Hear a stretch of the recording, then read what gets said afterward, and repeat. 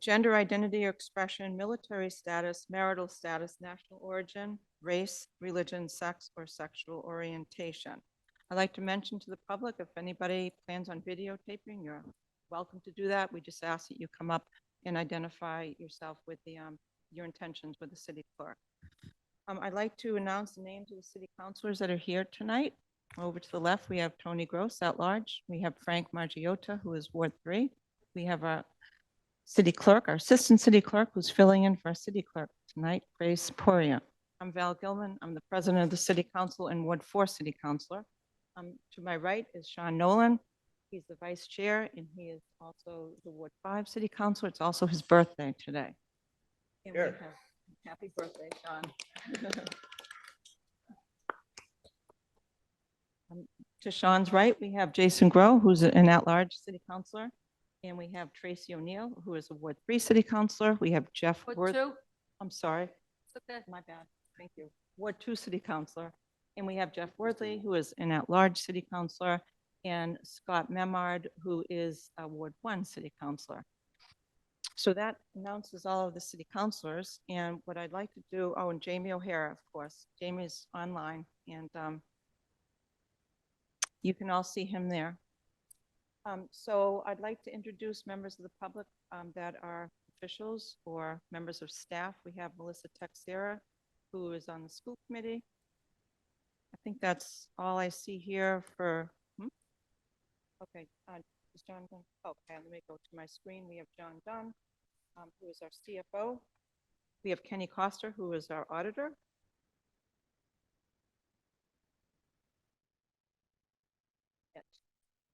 So I'll ask councilors. Holly Doug Willow is also on. Oh, HR director. Holly Doug Willow, who is our HR director, is also on the call. So first order of business, Madam Clerk. That would be the flag salute and moment of silence. Thank you. And I'd like to ask Tracy O'Neill, our Ward 2 city councilor, to lead the salute to the flag. I did it last week. I'm sorry. I don't My mind. bad. Did so well, Counselor. My bad. This is Jeff Worthy. He is our at-large city councilor. He's going to lead the salute to the flag. Our flag is over here to your left. I pledge allegiance to the flag Of the United States of America, and to the republic for which it stands, one nation, under God, indivisible, with liberty and justice for all.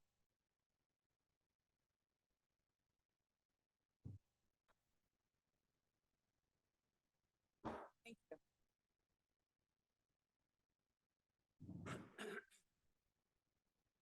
Next order of business, Madam Clerk.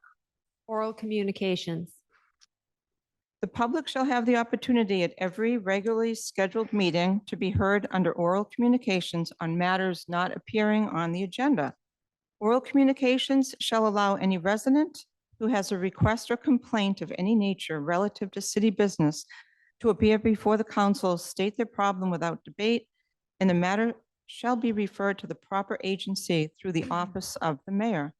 The resident will be notified within a 2-week period relative to the disposition of same, and a copy shall be forwarded to the city council. Persons speaking under oral communications shall be limited to 3 minutes each. What we will be doing is Council Worthley will be doing the timing at 2 minutes and 50 seconds. We ask that you say time or 10 seconds, and then at 3 minutes, stop. And that is our cue. We can do that. That would be great. And I just also wanted to explain that our public comments are without debate. So that means that no matter what people say, we just hear them as long as it meets the requirements of the public comments. And what we do is the mayor puts a letter in the packet within 2 weeks of the person's public comments. So if you want to see the responses to public comments, they're in tonight's packet, which is on the city council website.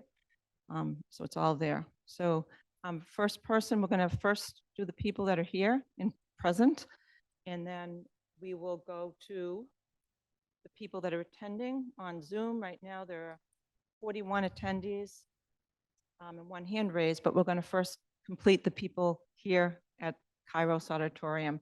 So Suzanne, you have the floor and you have 3 minutes. You would introduce yourself to us. Thank you. Susanna Altenburger, 66 Atlantic Street. My late husband started designing boats in Gloucester in 1952. We've been at it for 71 years. In that perspective, being here in Gloucester, of course, we have an interest in what's going on in the port economy. To briefly brag, my husband did design the ship that is at the core of Master and Commander, in case you have not noticed that. Somebody in Gloucester doing very well. We've had an interest in seeing to it that the next generation, like my late husband, had a chance to look at a marine industrial future.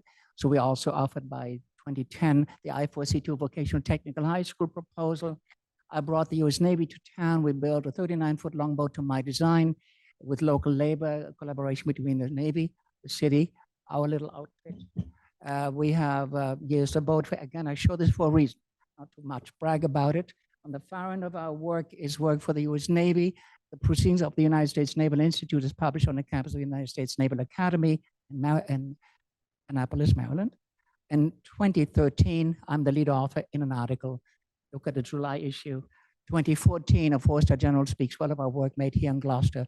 General Amos says, Altenburg and Bolger of Gloucester did a good job. So that's an important issue about marine industrial work. By 2011, I brought a project to town. We actually did build that boat I just mentioned. And so in the context of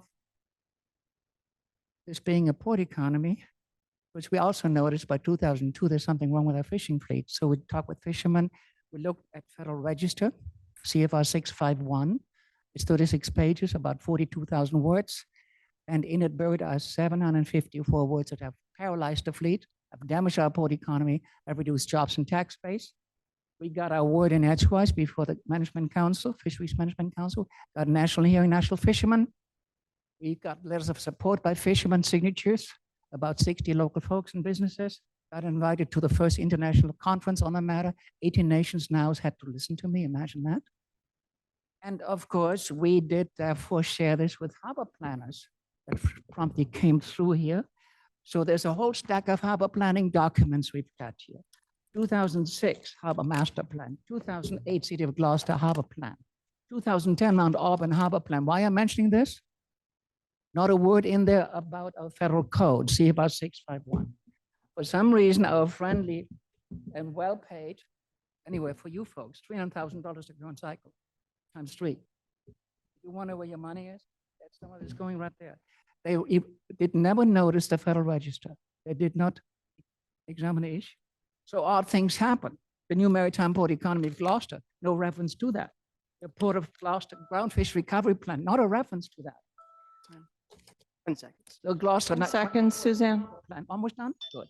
So the point is what I'm complaining about is that we see a harbor planning organization for the third cycle now that comes to town, have not done the homework, and we are paying for this, but our next generations will not see a harbor port economy when those folks have not done their homework.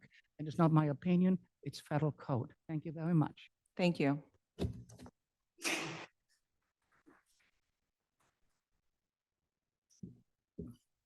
I'd also like to introduce Kathy Clancy, who's the chair of the school committee. She's here, as well as Pam Toby is on Zoom.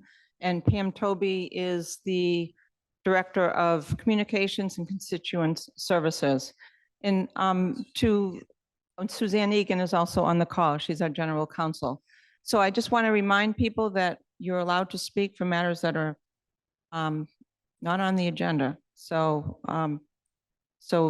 you have the floor if you'd introduce yourself and your name and address, and you have 3 minutes to speak to us. Thanks.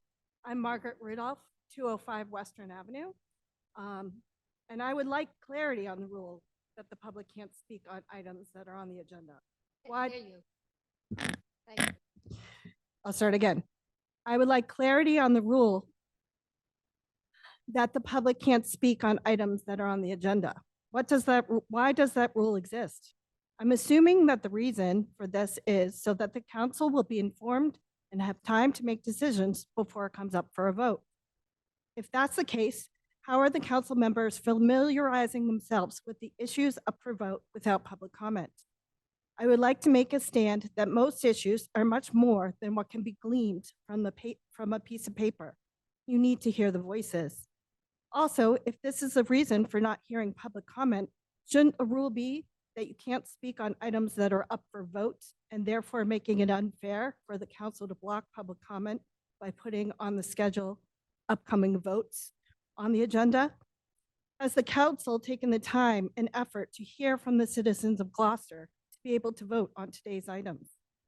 I am a citizen of Gloucester and an ESP, and I feel the council is not informed on the living wage proposal because we haven't been given the opportunity to make public comment. Thank you.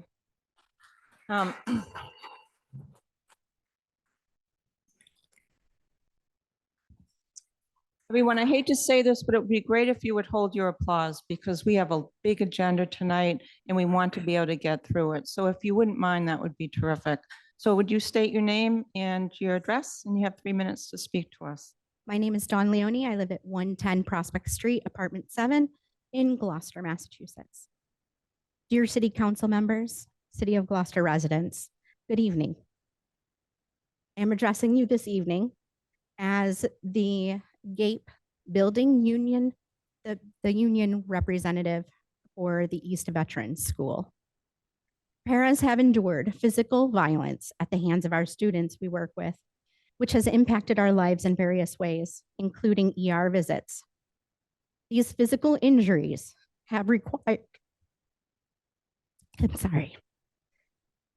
they've required hospitalization, surgery, physical therapy, permanent nerve and muscle damage, and illnesses from being spit on and bit. Just yesterday, 2 of my ESPs in my building were choked by a student. The student then threatened to repeat the same violent behavior. These injuries will fade with time, but the emotional scars and mental scars will remain. And when we go home, we don't just turn off those thoughts and feelings. Sometimes these traumatic events that we experience will linger for years after the incident. And you may be wondering then, why do this job? And the answer is simple. The students, they need us. They need us and we care for them. We do work with our most vulnerable population of students. They need a daily, consistent environment. And they also need to know that we will not give up on them. And I'd like to share with you my document, and below have images of some of the injuries that my parents in my building have sustained. Thank you for your time.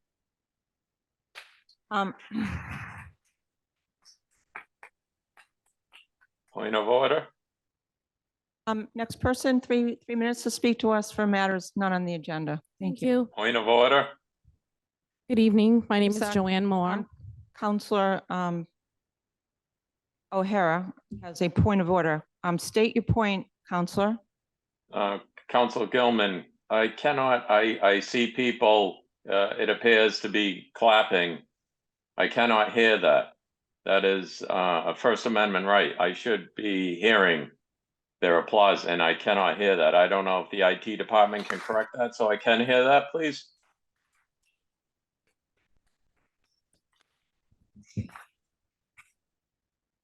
Did you hear that, Counselor? I Did did you not the hear that. applause? I did not hear Okay, that. I don't know what to say because the acoustics here are such that the emphasis is here at the dais and we're trying to make the sound better. So there's no sound towards the back of the auditorium. It's done because in the past, we were never able to hear what was going on at the dais. So our goal is that we can hear, and that is how we are set up. So if we need to talk about this at another meeting and discuss it, we can put it on the agenda and do that. Madam So, Chair, go ahead, Councilor Grow. I would suggest to Councilor O'Hara that everybody here on the dais was able to hear the applause loud and clear. I understand that, Council, but I cannot. Again, that I should be able to hear.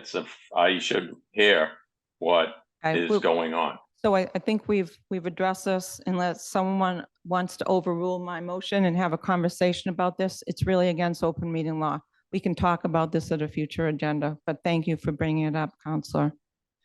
So welcome. Oh, Hi. Go ahead, hold on. Counselor Nolan would like to speak. I'd like to ask for a motion to suspend our rules of procedures to allow them to speak. We're already dancing on a fine line of what they're saying. And it is encroaching on our rules of speaking on things that are on the agenda tonight. So I'd like to call for a vote for a change for rules of procedure tonight. Okay, so there's a motion from Counselor Nolan to suspend our rules of procedure on this matter. Is there a second, counselors? Second. Second to Counselor O'Hara. This is debatable with a majority rule, correct, Madam Clerk? Okay, it's debatable. So who would like to start with the debate? The person that made the order, go ahead. I just feel as though that we do have rules and they're different than the rules from the school committee. It was brought up in the first person that spoke tonight. We have these rules for certain reasons.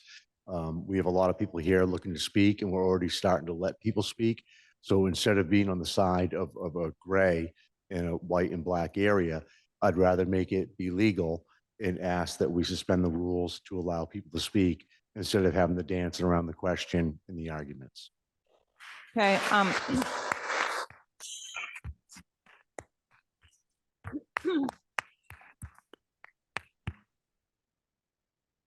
Thank you. Counselor, that was on the call that can't hear what's going on here. It was about 15 seconds of applause, just to let you know, Counselor O'Hara. Okay, anybody else like to speak on this motion? Counselor Grow. This isn't going to be very popular. So far, what we're hearing from people is stuff that's not on the agenda. It may be close to the agenda item, but it's not talking about the resolution.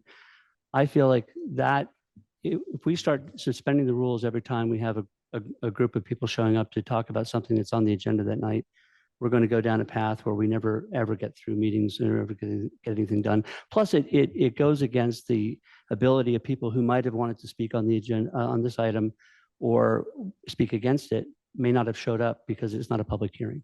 And I think that regardless of the issue at play here, we ought to be thinking about what the precedent is we're setting here with that action. At the end of the day, I think everybody up there is planning on speaking on this subject, but not on the subject, and I'm okay with that. I'm a little worried about setting the precedent of just negating the rules anytime we feel like it's going to be tough to enforce. Thank you, Counselor. Anyone else on the motion? Counselor Worthley. Yes, thank you. I respect Councilor Crow's opinion on that, and there's a question of equity to hear both sides of every issue. But we have suspended the rules 19 times over the last year and a half without objection and with majority votes. So we can hear from people who do bother to show up. So I think that out of respect for people who are here and people who are also on the Zoom call, we should be allowing people to speak. So that's how I'll be voting. Anyone else like to speak on the motion? Counselor Gross.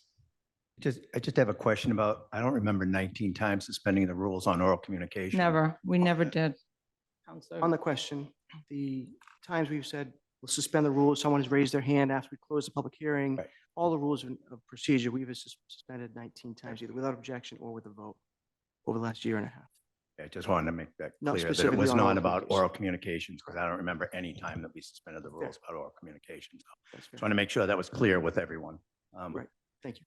And I share Jason's concern because it goes against democracy really to allow one group of people to speak without notifying the other group of people that they would be allowed to speak.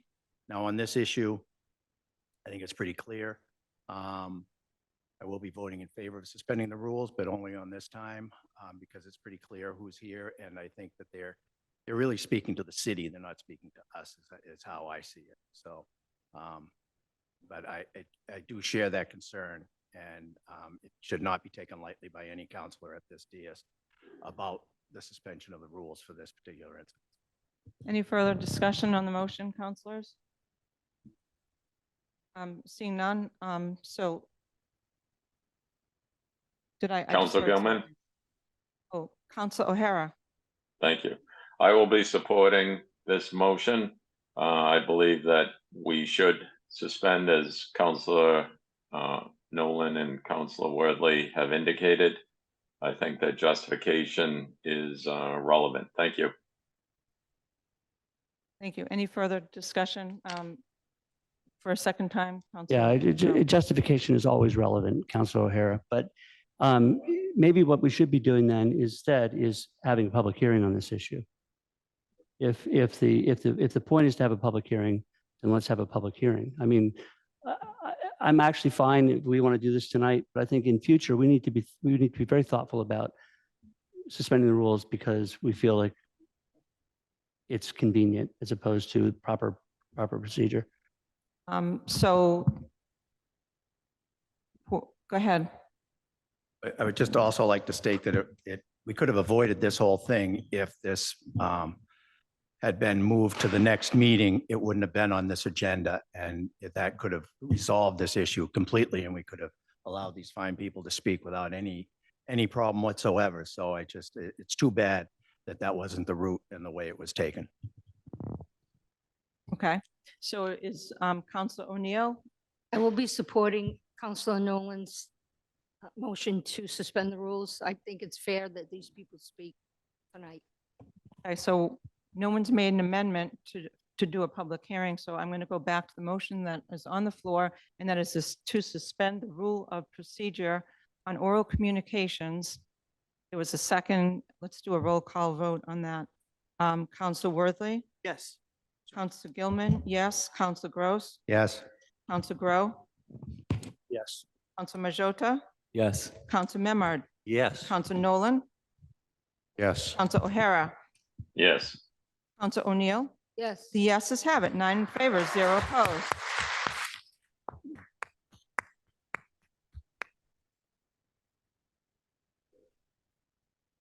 Okay, so let's continue, and you can talk now about the resolution. So the floor is yours. You could introduce yourself and your address, and you have 3 minutes to speak to us. Thank you.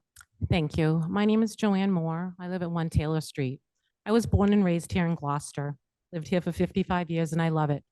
And thank you, counselors, for supporting us. We truly appreciate this. As driving through the city, as most of us do, noticing all the gas prices are rising again and reaching the $4 mark again. And trips to the grocery stores shock us with their ever-rising prices on all the products. Apartment rentals are going up to $1,800 to $2,000 for a 1 to 2 bedroom apartment, if you're lucky. That's not including any utilities. To buy a home here in Gloucester for a local worker is close to impossible. Home mortgage interest rates over the year and a half, they were around 3%. Now they're up to over 8%. It is very hard for the younger population of this city to stay in Gloucester, in the community that they were born in, raised in, and love and support. It is evident that some city employees cannot keep up with this rise of inflation with their present day salaries. Please pass this resolution. Thank you. Thank you. Thank you. Welcome, name and address, and you have 3 minutes to talk to us. Okay, hello. My name is Laurie Johns, and I live at 44 Lexington Ave. I am a resident of Gloucester for 40-something years. I want to talk to you about community because I think that you really have to get a great idea about what we do in the city, what we do with our kids, you know? I go to Dunkin' Donuts, I go to Addison Gilbert, I go to the grocery store. Everywhere I go, there's kids that I've had in my class with me over the years that I have had a great relationship with, that I've made a difference in their lives, just like all these other people here have. You know, I love doing what I'm doing, and I think that's what I was made for, to work with these young people and try to make a difference. Nobody was ever there for me, and I wish somebody was. No one ever was. So this is why I'm passionate about it. When I turned around and had a girl that came to our school, entering third grade and not knowing anyone during the COVID time, would sit in breakfast in the corner of the room and not talk with anyone. Every single day I went and said hello every single day. She wouldn't speak for a year. The second year, she finally spoke to me one day, finally spoke to tell me that she was feeling sad because her brother was body shaming her, telling me. And you know what? When I turned around and had the trust of somebody in there to be able to tell me how they're feeling and be able to go to the appropriate people, be able to be that person for this girl. It's time. Yep, Yeah. she did move on and honors in 5th grade, and she's happy and a good part of this community. We do more than you think. Thank you so much. So thank you for giving me this opportunity. Okay, next person, 3 minutes to talk to us about this matter or anything else that's on your mind. My name is April Hautala. I live on 134R Eastern Ave. Am I too, okay, better? Okay. My story is really their story. We wouldn't do this if we didn't love it. And I just want to tell you a story about today. I have a kid come up to me today and say, Miss April, you got to go in the bathroom. One of the kids are calling you. Now, it's not in my job or description to wipe anybody's butt. It's not in my job description to toilet kids, but I did it anyway, because I'm not going to leave a kid hanging, sitting there without the means to be able to clean herself to come back to class. That's every day for all of us. Every single day. That's just one thing in a day at Beeman School. Something else happens at every other school every day. You know, it was said that the superintendent deserved his raise because he did great during COVID. We were the ones in the classroom with the kids during COVID. We were in the classrooms in schools. We did all of that. It's easy to sit in an office and behind a desk and try to tell us what we should and shouldn't do and what we deserve. We deserve to be able to live in the city that we've lived in our whole lives and not have to go to the food pantry because there's not enough money for somebody's kid. I mean, to me, it's a no-brainer. You need to, I mean, who wouldn't support teachers and paras? We've taken care of everybody's kids, including all of yours. We deserve a living wage. It's that simple.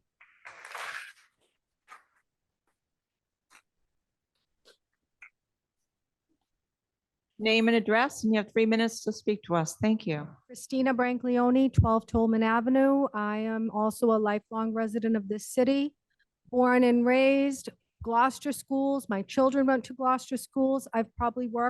We've all worked with children from this entire city, whether they're on an ed plan or not. We work hard, we're passionate, we love what we do, we deserve better, and we would love your support. Thank you. Thank you.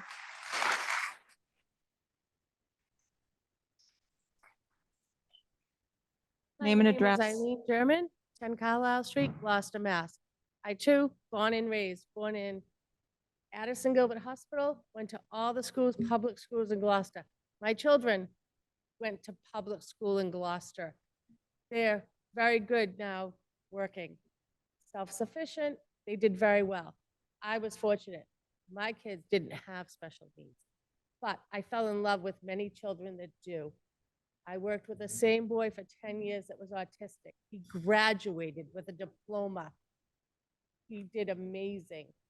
I worked with him. I work in a self-contained high school classroom right now. I work with the hardest kids to work with. I am the only one that's been there for the last 4 years for most of these kids. The teachers have turned over every year. I have stuck it out. They say, why is everyone gone? Well, teachers aren't getting paid much either to work in there, and you can go over that bridge and get it. And when you're young and 25, 26, you can go get that. I'm 58 years old. My foot is out the door. I am trying to get a raise for my coworkers that are younger, that want to be enthusiastic, want to help these children, because somebody has to. A vote to give us a raise is not against the city. It is for your children, all of your children that may need a butt wiped in the bathroom, a shoe tied, a wiped nose, a set of shoes. I've taped together a student's shoes with duct tape, but went to the store and got them a pair the next day, because not everybody has everything I have or you have.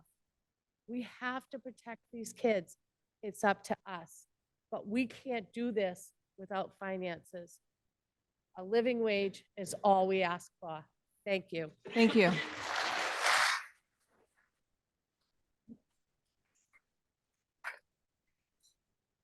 Thanks. Name and address, and you have 3 Michelle minutes to Genevieve, speak to us. Lemon Ave. I have to. Can say- you speak into the microphone? I have to say that myself, I've been in the Gloucester school system for 23 years. I've worked in the sub-separate programs. I've done everything that all of these women have done. And all I can say is it's about time that we only have to have one job and that we are appreciated for what we do. Our kids appreciate us. We need to see it from the rest of this community. Thank you.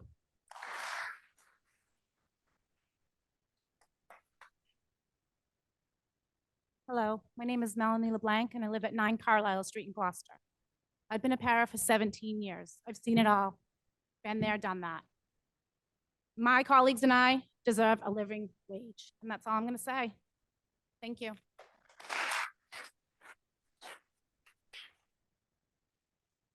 Name and address. Hi, my name is Cynthia Watson. I live at 12 Vine Street, and I've been a para for 30 years. I went 13 years with one student. He was blind, and I learned all the things we had to do, Braille typing, guided walking, and I think we all deserve a living wage. We Thank have you. not been paid enough for what we do. Thank you.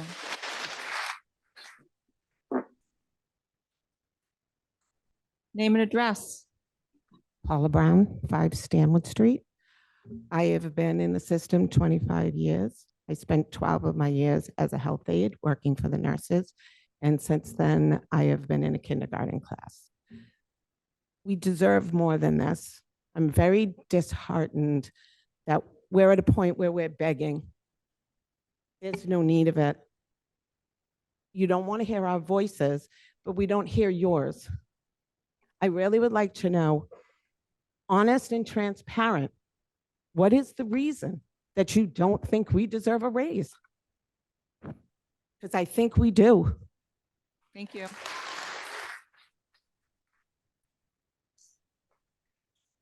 Name and address, please. Alicia Vargas, 10 Maycomber Road, and all I'm going to say is we deserve a living wage.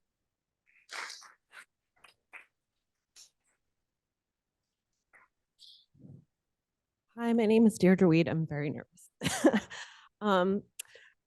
I live at 8 Castle Hill Road. I've been in ESP for about 8 years. What I want to say is that we are educators.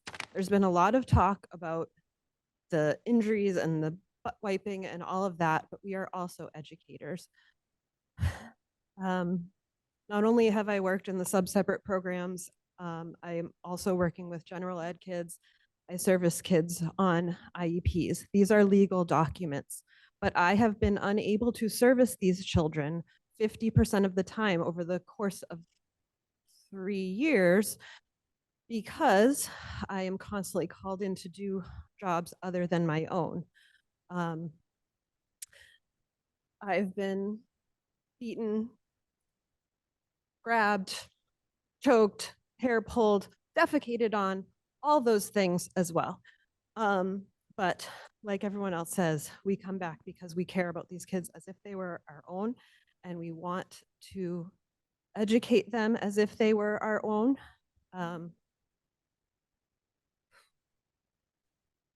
Yeah, thank you. Thank you. Name and address. Thank you. Hi, my name is Pam Parisi. I live at 56 Woodman Street in Gloucester. I've been in the Gloucester school system for 22 years. This is my 22nd year. These people, we'd have twice as many people here, but they're working other jobs. I have friends that do overnight sleeps with elderly people so that they can make extra money. They waitress, they'd be here.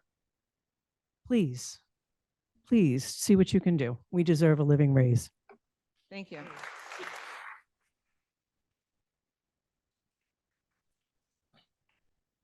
Don't be shy. Come on, we have to get through this. So we'd love to hear from anybody else that wants to speak, and then we're going to go to the Zoom folks. Thank you. Name and address. Hi, my name is Bonnie Pinkham. I live at 69 Wheeler Street, and I've been a para for almost 24 years.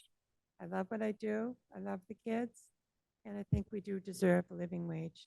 Thank you. Thank you.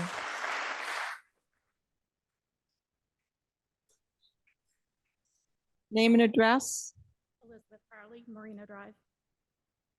Could you say that again? I can't hear you. Elizabeth Carley, Marina Drive. Thank you. These ladies who have been here over 25 years, the last 7 contracts they've had, they've only gotten 30-cent raises. They deserve a living wage. It's about time. Thank you.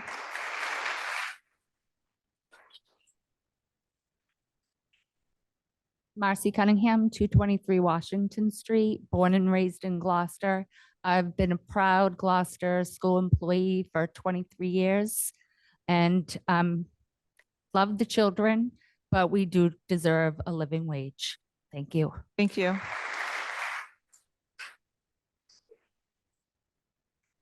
Good evening. My name's Amy Clayton. I live at 5B Wells Street. This is my 30th year of teaching, all at Gloucester, and I could not have done my job and be where I am if it wasn't for our ESPs. They do all the hardest work ever. You can see the age of most of these people, and if they decide to leave to find a job that pays them what they are worth, this city is going to be in trouble because they will not be able to meet the needs of our children who are on IEPs. And the rumors of people being like, we can't do it, we're going to leave, we're going to be in trouble. We can't even get substitutes to come and work in our buildings. So we have a huge issue here. We have to get it so we can attract people to come to this community to work. We really need to respect them and all educators of this amazing community. We couldn't do it without them, so thank you. Thank you very much.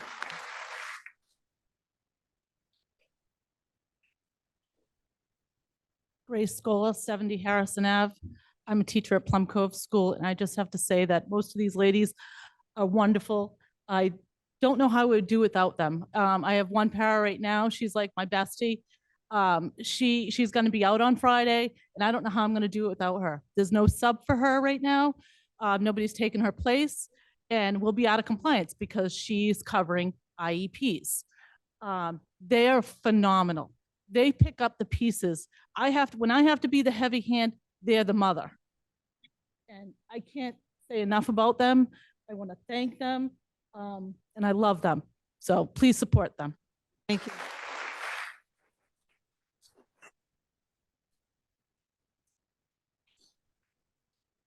We're now going to go to Zoom. So we want to ask Madam Clerk if you would bring the first person in, and we ask that you introduce yourself and your address, and you have 3 Hello? minutes to speak to us.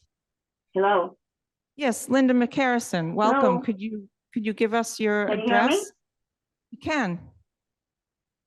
We can hear you loud and clear. So you have 3 minutes excuse to me, speak to guys, us. can you hear me? We can hear you. Can you hear me? Yes. We can hear you, Linda. Hello, I can't hear you. Can you hear me?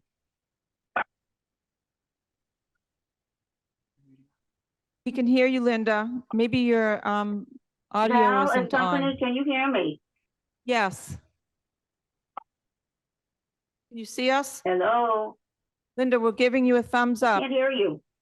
Amy can give her a thumbs up, sir. Jamie could give her a thumbs up. I'm unmuted. We can hear you, Still Linda. trying to hear me, Val?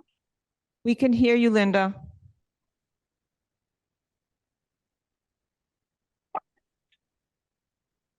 Linda, try it one more time and then we're going to move on. you hear and we'll me? come. No, we can hear you loud and clear. Can you hear me? Yes. Look at us. Yes. Yes. Oh my We God. can hear you. Linda. Linda, try it. Why don't you Is look at anyone your- able are to you hear on me? Are you on your cell phone? Hello? She can't hear. I can't hear Okay. you. Okay. We are going to go back to you, Linda. So we're going to ask. if Hello? it- Hello? Linda, we can hear you. We can hear you. Yes. You have 3 minutes to talk to us. Can you hear me? Yes? I think We can- I think I've got you. Yes. So speak to sorry. us. Yes. This is the weirdest. Okay. Effort. Well, you're Can you here hear and we me? have about 100 people here and we're looking I forward know. to hearing I from mean, you. I can imagine. Okay. It's as though this is possessed. Can you hear me Okay. now, Well, you have Val? 3 minutes to talk to us. So a name and Okay, address. 3 minutes. I don't know. Can you? All right. Thank you. I can't see you, but I can see my name. Good evening, city councilors. And I want you to know that I appreciated the information on violence, in the schools against the faculty and staff or the faculty, because otherwise there's really no news in the paper or elsewhere about such problems, which I think are newsworthy. Also, the applause of the audience is audible until it is muted. And I wanted to say that mainly that it's difficult for many people to try to reach heads of departments.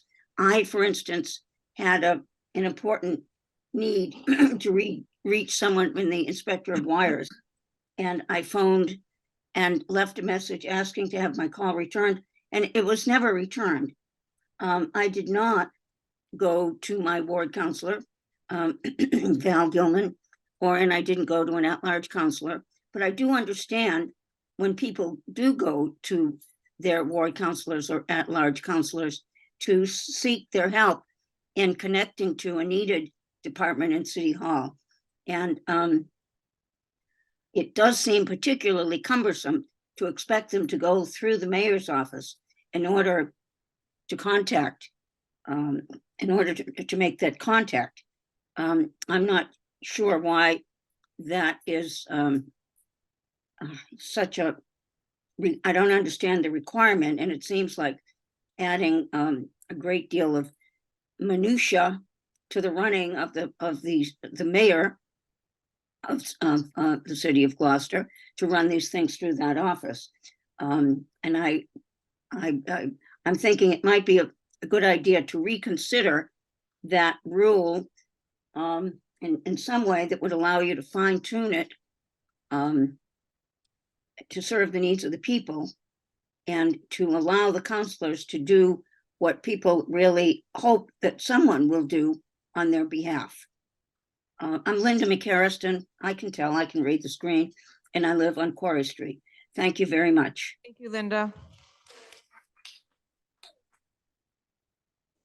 Anyone else on Zoom like to speak to the council for up to 3 minutes for matters while we're suspending the motions tonight? So whatever you want to talk about. Anybody on the Zoom call that would like to speak to us? Hi, this is Catherine Ryan at 17 High Rock.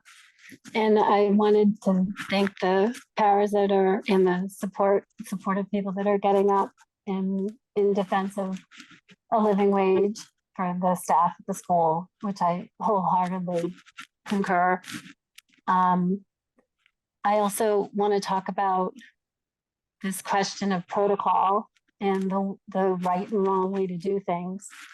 And it's very difficult when there's more advocacy, you know, for raises for the school administration and the building project manager on new school building consolidation. And then there's lecturing of the staff about protocol rather than paying them what they need. And the discussions for raises for administration or for the building project manager, you know, basically are just put forward as a motion and voted immediately.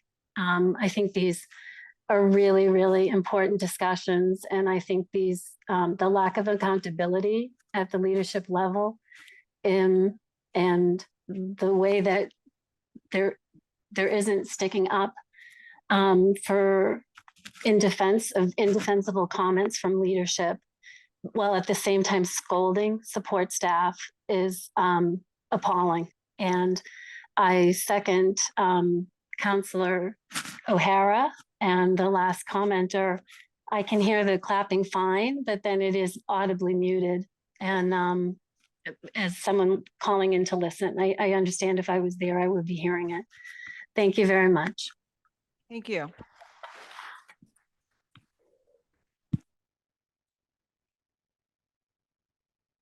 I also like to welcome Bill Melvin, who's here. He's on the school committee. Thanks, Bill. So we have one more hand raise, Madam Clerk. I brought Sharon Crowley in. Sharon, would you introduce yourself, and you have 3 minutes to speak to us.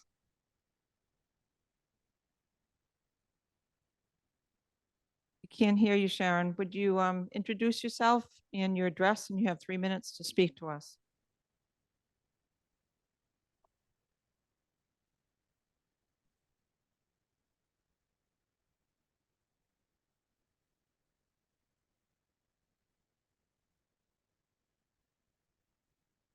Okay, Sharon, your hand is raised. Can you unmute yourself if you're calling in on a laptop? If you're calling in on a cell phone? Pound 9? Star 9. Star 9 if you're calling on the cell phone. Sharon, if you could try to hit star 9 if you're calling on a cell phone, and if you're on your laptop, if you can unmute yourself, it's typically on the top part of the screen.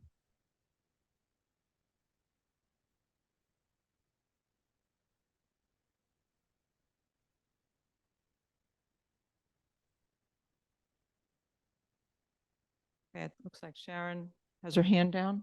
Left. Okay. She hung up. Sharon, if you're still on the call, please reach out to your ward counselor tomorrow and we'll try to address your issue. We have one more person who would like to speak to our council, Mary Ann. Hi, good evening. Mary Ann Boucher, 93 Mount Pleasant Avenue. I spent many, many weeks listening to all of you talk about the new technology for this room. And I wrote to all of you in regards to the technology for this room and how the public could not hear the applause. And some of you wrote back to me. Thank you. I appreciate that. But it's also happening at the school committee. And I believe there was a time during COVID, if we didn't have COVID, I would have been unable to attend these meetings because of my immune system. Not the healthiest person in the world. And I would have relied totally on the technology here. And it would be very difficult to understand the feeling in the room if you cannot hear the applause, booing, cheering, clapping. And while Jason, I appreciate what you say, that it's for you to understand, it's also for the people who live here and want to know what's going on in regards to our meetings to understand. So I think that I think we need to work on the $80,000 technology within our city and get it right so that these meetings represent exactly what's going on within our city hall and within our school community meetings. Thank you. Thank you.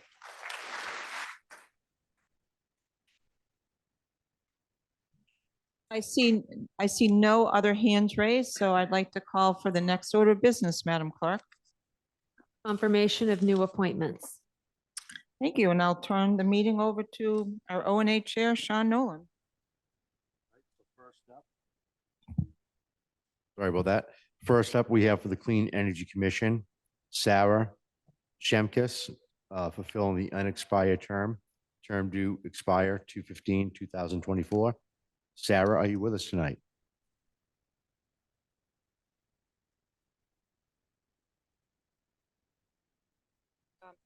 Her hand is up, Madam Clerk. Thank you.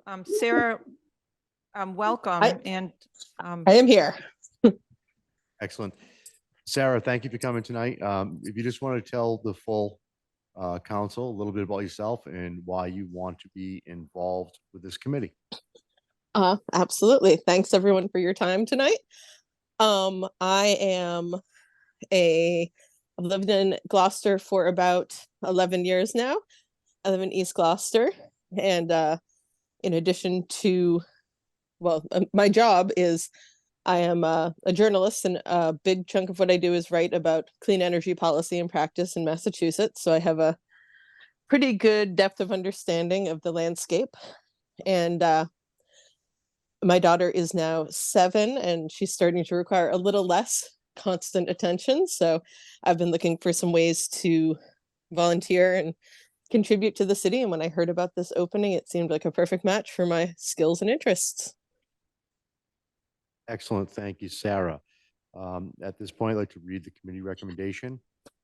On a motion by Council Majota, seconded by Council O'Hara, the Ordinance Administration Committee voted by roll call, 3 in favor, 0 opposed, to recommend that the City Council appoint Sarah Shemkis fulfilling the unexpired term to the Clean Energy Commission, term to expire 2/15/24, and I so move. Second. Motion's made by Councilor Nolan, seconded by Councilor Grow, sorry.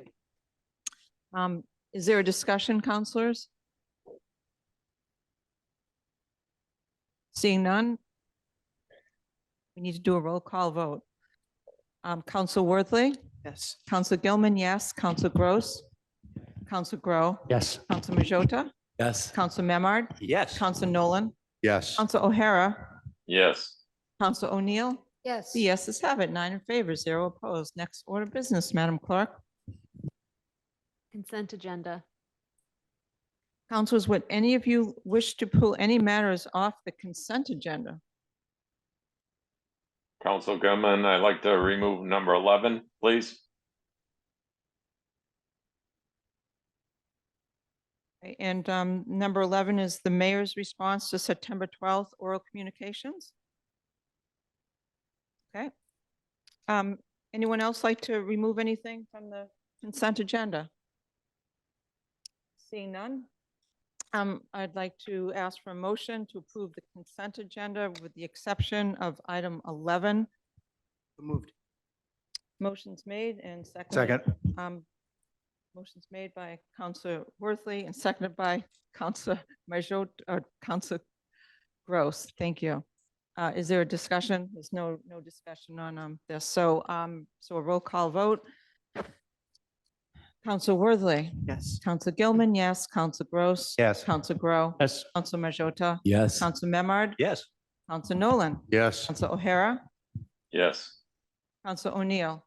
Yes. The yeses have it, 9 in favor, 0 opposed. Now we're back to item number 11, the mayor's response to September 12th, 2023, oral communications. Councilor O'Hara. Thank you.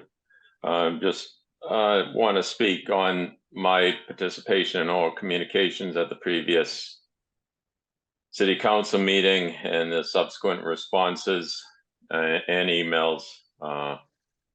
I'm extremely sorry that the administration, I'm sorry that you, Council Gilman, wish to limit our ability, my ability as a city councilor.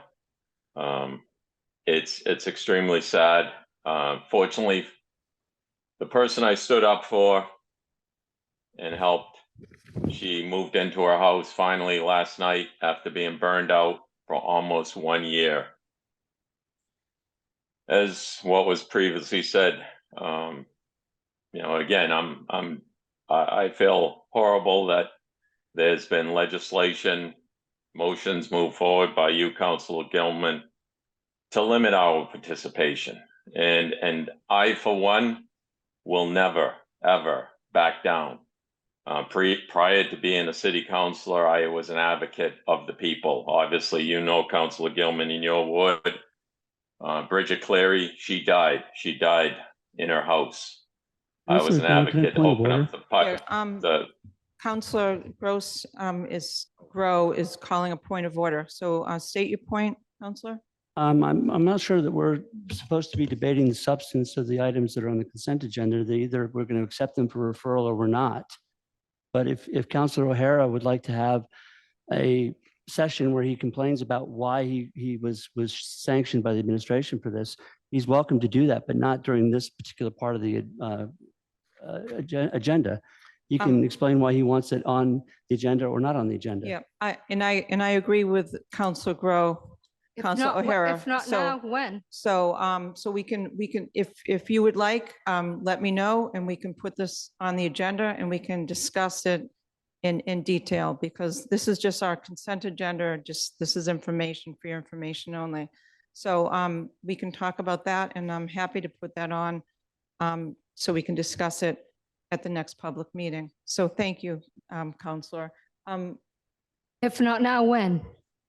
If not now, if we can't discuss this, thank you. Because, hold on, because this is not on tonight's agenda, Counselor. And we suspended the rules. No. So that we No, can talk about I am not items not on suspending the that rules are from on the open meeting. agenda. I am not suspending the rules for an open meeting law violation. What did we Because suspend the rules for? This is not posted as an open meeting. This is not posted. This would be illegal for me to allow us to have this conversation. Councilor Nolan, what did we suspend the rules for?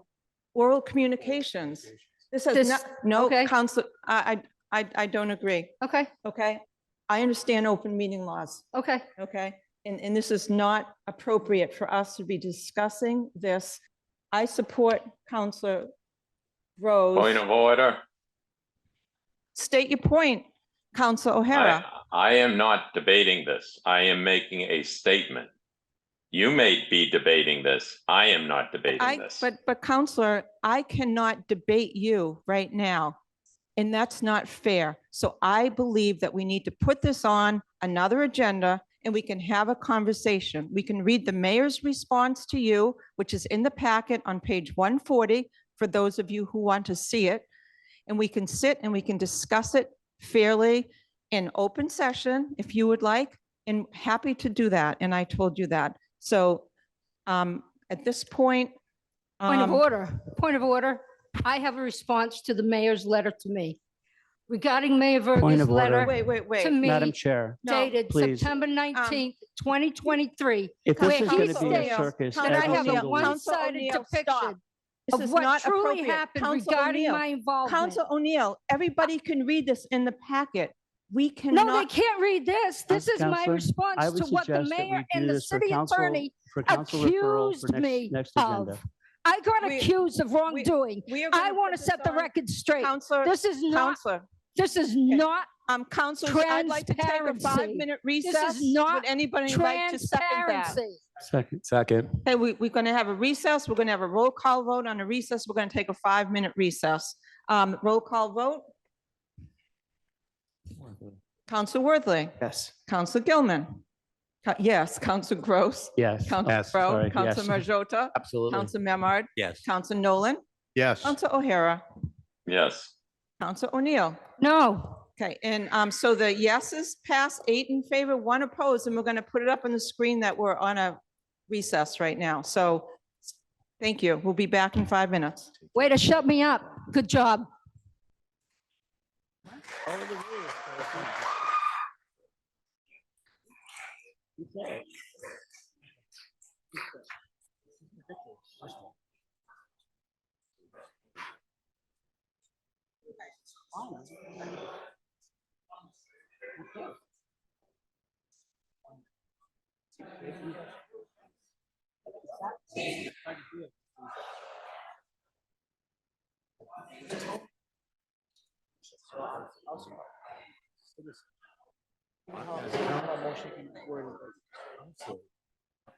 Information.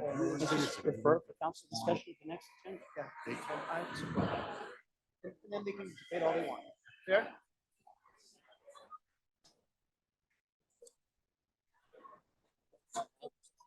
Yeah, fine. I'm with you on that. Okay? Do you want to leave it?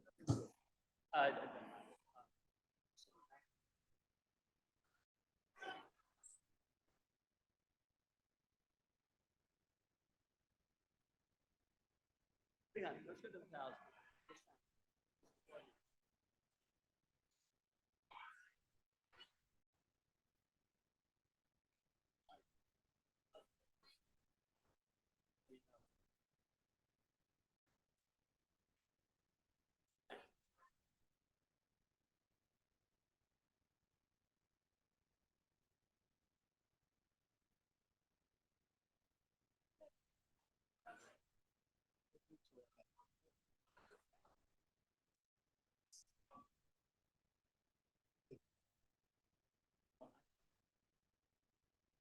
They made the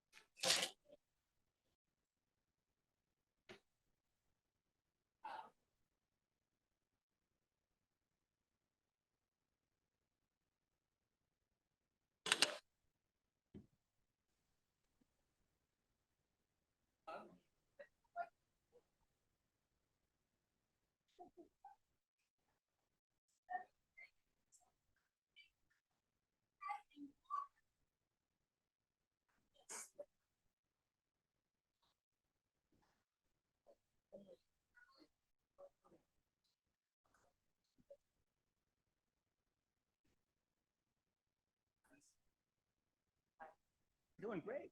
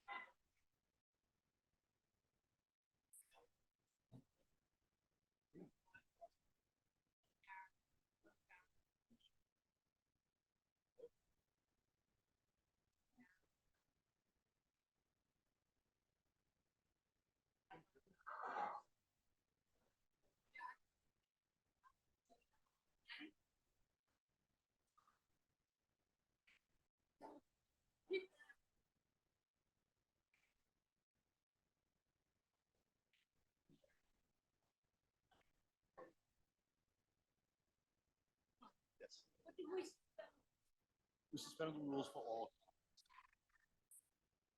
We suspended the rules to enable people to speak on items. But the other thing that happened, is council. No, it's not. 11 is for request from mayor. Mayor's response. Right, exactly. That's not a request. Okay, so. It's a mayor's response Right. to my, go ahead. So what happened? Guys left the days. Citizens not.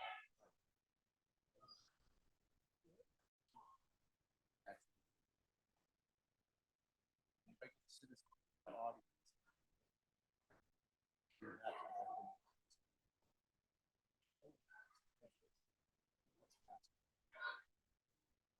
So I should have done that when the teachers were up there. Right.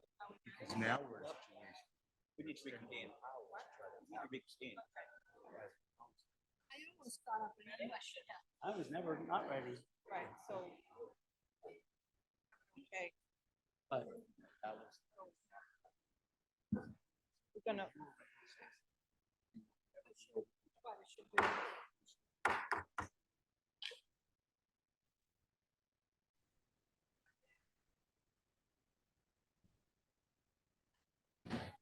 Okay. Thank you and welcome back, everybody. So we ended with a point of order. And I would like to suggest that our council votes to allow Council O'Hara to assume the role of being back as a citizen of how he initially brought this up last week at our September 12th meeting, and allow him at the end of the meeting, when we go back to this, because we have a half an hour time frame that we have at the end of the meeting, to allow for continuation of public comment. And at that point, we will allow Council O'Hara to speak to us, but I want to make sure that it's the will of the committee. So my motion. Point of order. You'll allow Councilor O'Hara to speak as well as Councilor O'Neill, correct? Because I got up to the podium and spoke during oral communications. So So, I should be able to speak during oral communications. so is there a motion to do that with someone other than me like? to Point make of that order. motion? Point of order. Go ahead, Council O'Hara. The letter from the mayor clearly identifies me as Councilor O'Hara. This has become a city council issue. So it's moved from the oral communication stage to a city council issue, clearly in the documentation provided, as you mentioned, beginning at page 141. So, Councilor Brown? So I'm trying to come up with a solution, Council O'Hara, and I thought my solution was a good possibility, and I'm looking for a Councilor motion. Gilman? Go ahead.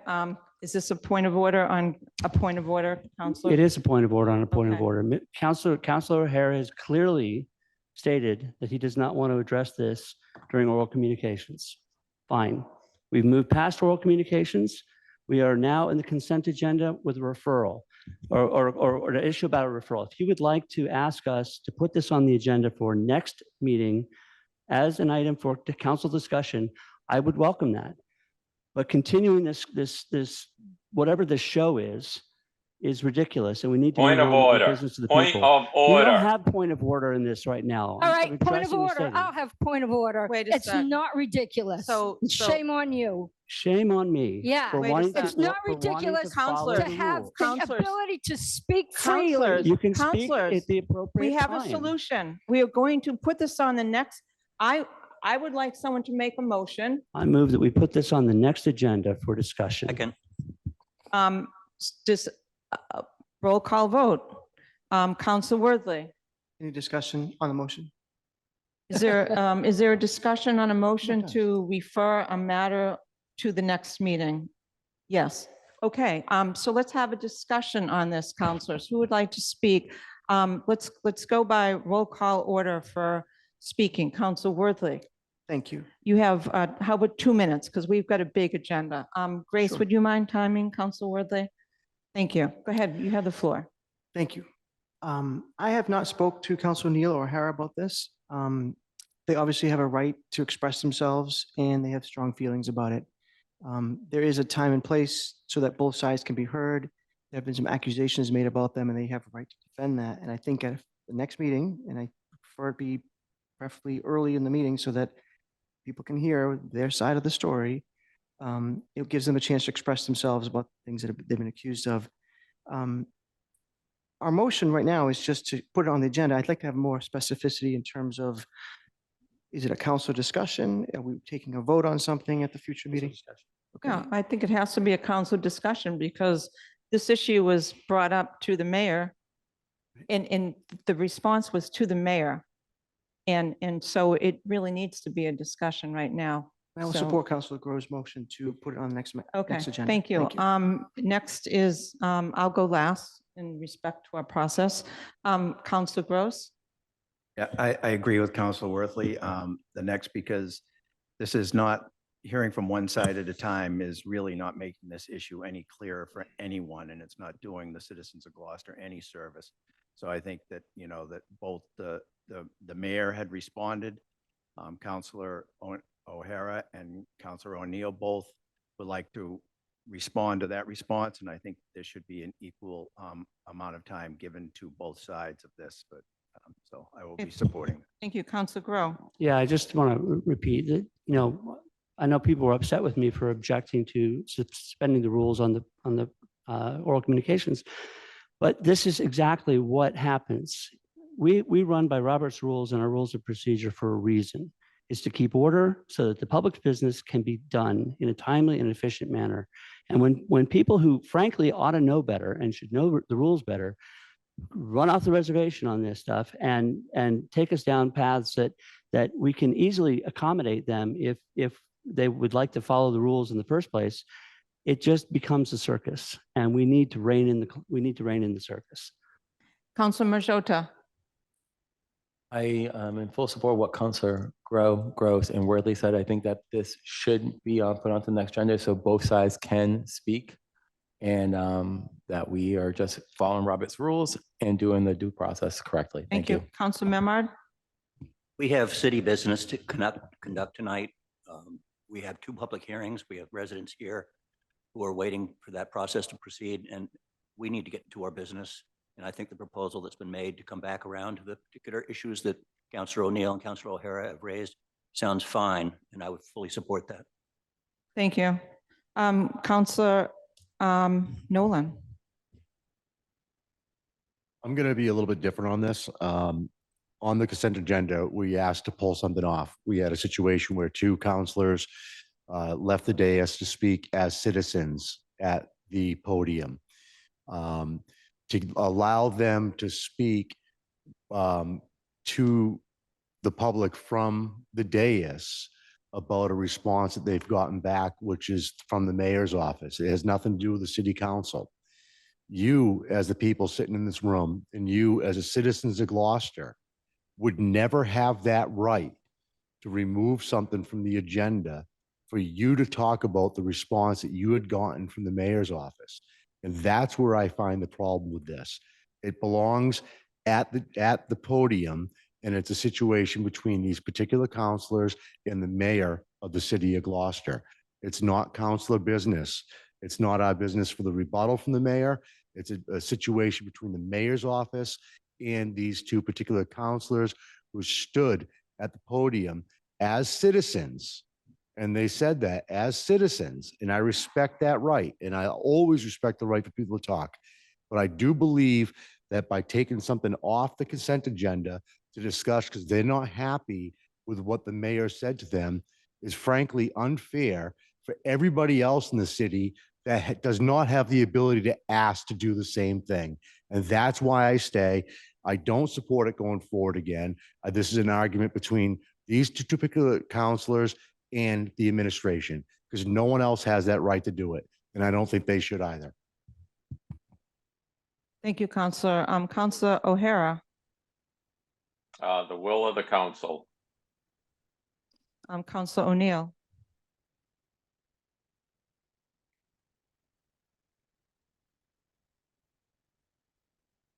Perhaps if one of you got accused of being unethical, you'd be a little upset too. So I will yield to the will of the council, but I am not an unethical person and I resent the implication. I'm not. So, Councilor Gilman, yes, but I do want to say one thing in terms of timing for next meeting. We have 11 public hearings at the next meeting, 11 advertised public hearings. So we will put this at the end of the agenda. I'm sorry, I'm going to make that call. I have that authority and we have to do our business. And we will have this. So my tally says right now that we have 1, 2, 3, 4, 5, 6. Point of order? 6 yeses, 2. Don't we vote? Oh, we haven't voted. I'm sorry. We were in the discussion. Thank you. So let's go back. We know what the motion is. Go ahead, Councilor. I'd just like to clarify on the motion that this is a discussion between the mayor's office and the two counselors who wish to bring this forward, not between the council. Let me ask you a question. Councilor O'Hara is blaming me for this. And this was an issue between the mayor's office responding to an issue that occurred with two counselors. Point of order. What is my role in this? If a member of the council is saying that this is my fault? Nothing. Okay, so there's no role. Okay, that's fine. That's fine. Point of order. Oh my goodness. Yes, Councilor O'Hara. Councilor Gilman, you just made a statement that I accuse you. You did not write the letter. I made a statement in your email to me. last week telling me that I should apologize. You did not create this issue, Council Gilman. You just went along with this issue. That's what I said. I just want that to be clarified. Thank you, Counselor. You're welcome. Okay, so are we through with the discussion? Because I think we're ready to vote. No, we're not. Oh, okay, Counselor. I want to say that Councilor Nolan made a very good point, and that is that this is really an issue between the two counselors and the administration, and that bringing it back into the next week or the next agenda is only going to continue to exacerbate a situation that really needs to be resolved between the two of them. So I will not actually be supporting my motion to move it to the agenda 2 weeks hence. I will be voting no, and my hope is that at this point, the two counselors who are feeling aggrieved will take it up with the administration, and that will be the end of it for the council's sake. Point of order. So hold on. Point a of sec. order. So Counselor Grow has the floor right now. Counselor Grow, do you wish to withdraw your motion right now? No, it can be moved. It can be moved. It Voted can on. be- But it can be It can voted be on. voted. Yeah. Okay. Counselor O'Neill, your point of order, please. Because this is on this week's city council agenda, it is a matter of the city council, and it needs to be brought out into the public, just like the mayor intended, and discussed at city council. Otherwise, it wouldn't be on the agenda. So It's on the consent agenda. It's on the city council but- agenda. but the It cons- needs to be dealt with through the city council. It Um, was put there on purpose to bring it out into the light. It's in the light. So the motion on the floor right now is to, Counselor Grow, would you restate your motion? Then we're going Was to to vote the motion. Put it on the agenda, on the next regular agenda for council discussion. Okay, thank you. And then who made the second? Who seconded it before? I'll second it. Okay, all right. So motion's made, seconded. We're going to put this on the next agenda. Let's do a roll call vote. Counselor Gross. I'm sorry, I don't mean to delay this, but this is not a council. I think that this is something that the two counselors want to have aired in public. Just like any other, because it's on the agenda, exactly as every single other response to oral communications is. It is being treated no differently than any other oral communication response, which we have several of them from people in this very room. There's several responses from the mayor to their oral communication. So it's not being treated any differently than any other citizen. As you pointed out, you were a citizen and you had every right to speak. And I'm just a little concerned that this is not council business, just as any other oral communication is not council business. So I am really concerned that we will be brought into territory that has absolutely, we have no jurisdiction or any reason to be in. This is between Councilor O'Neill, Councilor O'Hara, and the mayor's office, not between them and the city council. So I don't know how this is city council business.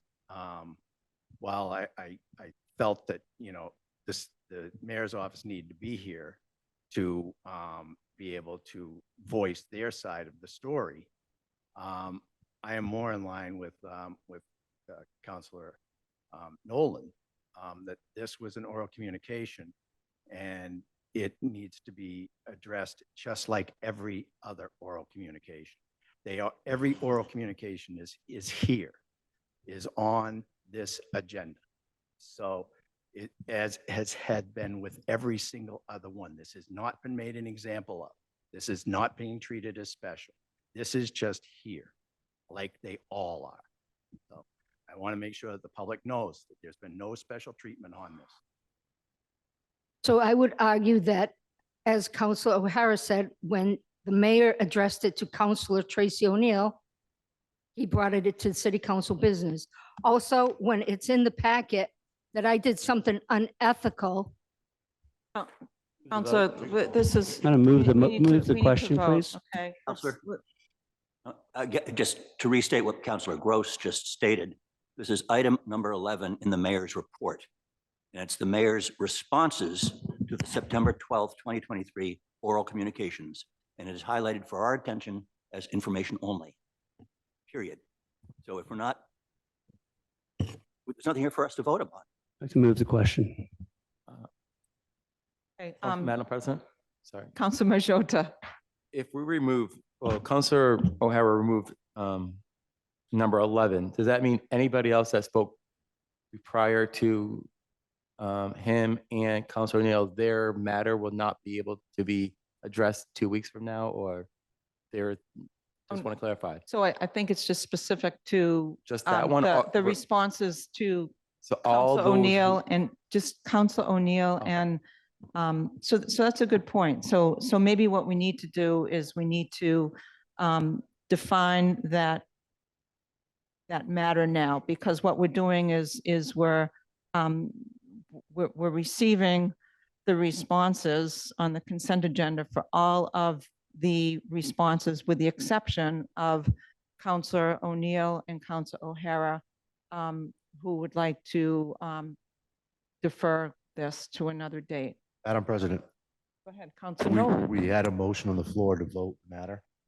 Okay. If we could vote the matter, and then we may or may not be able to end the situation. Okay, on your birthday, yes, Councilor Nolan. So we know what the motion is right now. The motion is to refer this to the next meeting. That's correct. Okay, and we have a second. So roll call vote, Council Worthley, Yes. Council Gilman, yes. Council Gross, No. Council Grow, No. Council Majota, No. Council Memard, No. Council Nolan, No. Council O'Hara, Yes. Council O'Neill. Yes. The motion fails. 4 in favor, 5 opposed. Next order of business, Madam Clerk. Madam Chair, we go right back to where we were before that motion, which was Oh, Councilor Howard. we already discussing. voted the consent agenda, though. That was Right, the but one the one thing. item that was off. So we made a motion to So extend it to the accept next it. meeting. We So just- then without that motion, Accept the item number 11. Right. on the consent agenda. Okay, so would someone like to make that Move that we motion? accept number 11 on the consent agenda. Seconded by Councilor Memard. Roll call vote, Council Worthley, no. Council Gilman? No? Oh, yeah, yes, I'm sorry, Council Gross, Yes. Council Grow, Yes. Council Majota, Yes. Council Memard, Yes. Council Nolan, Yes. Council O'Hara, No. Council O'Neill. No. The yeses have it, 6 in favor, 3 opposed. Next order of business, Madam Clerk. Unanimous consent calendar. So our unanimous consent agenda has 2 items. Number 1, it has City Council 2023-050 Worthley, amend City Council Rules of Procedure 2023 regarding oral communications.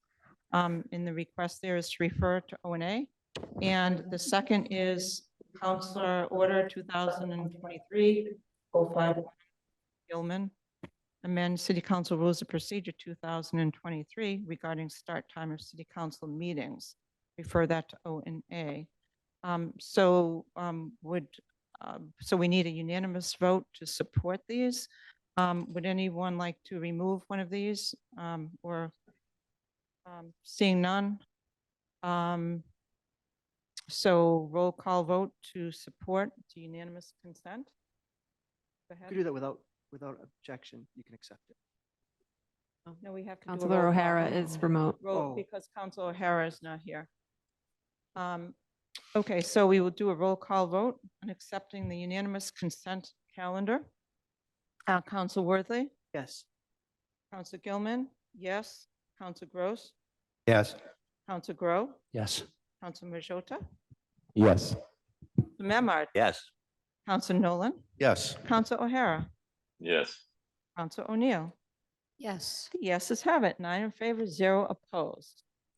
Okay, that was excellent democracy. Thank you, counselors. Next order of business, Madam Clerk. That is the Budget and Finance Standing Committee report from September 21st, 2023. So I ask our BNF Chair, Council Memard, to take the lead on the In the interest of time this evening, thank you, Madam President. I've been asked to present our recent Budget and Finance Committee items as a consent calendar, so I'll speak through them quickly. It was a full agenda, and we had, I think, a total of 11 matters that were voted upon, and I will just highlight them quickly. And if anybody would like to come back to them at a later date after we've done them together, they certainly can. The first was a memorandum from the Committee on the Arts requesting the city's acceptance of a painting of City Hall by artist Kari Ruiz. The second, which was, all these were approved. Second was a memorandum from the Committee of the Arts requesting the city's acceptance of a portrait of former Mayor Davis. The third item was a memorandum from the Committee of the Arts requesting our acceptance of 4 seascapes by Roger Curtis. The fourth item was a memorandum from the Fire Chief requesting our acceptance of the FEMA AFG 2022 grant in the amount of $82,500.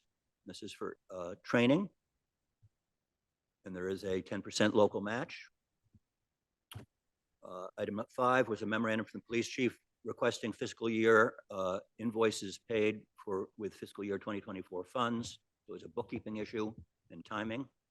Likewise, item number 6 was a memorandum from the fire chief requesting to pay fiscal year 2023 invoices, 2024 funds. Item number 7 was a memorandum from the fire chief requesting $52,000 to fund the purchase of 2 Lucas, Lucas, 3 chest compression systems. The 8th item was a memorandum from the DPW director and SPT 2024 SPT 1 in the amount of $150,000 to address roadside vegetation cleanup and paving management.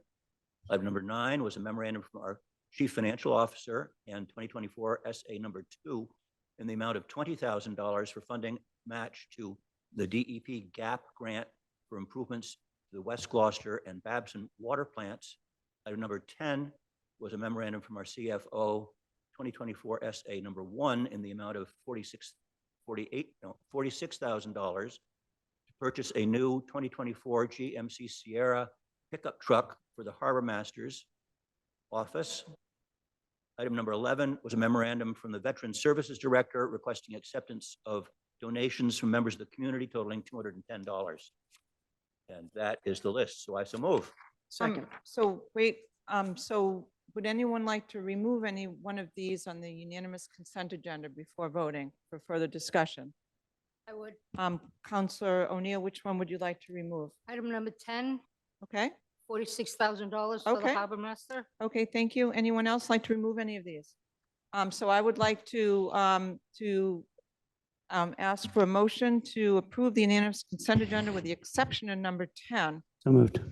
Moved by Counselor Grow, seconded by Second. Counselor Worth. I think Counselor Worthy had it first. Oh, sorry. Further discussion, counselors? Seeing none, roll call vote. Yes. Wait a sec. Let me just make sure I have it right.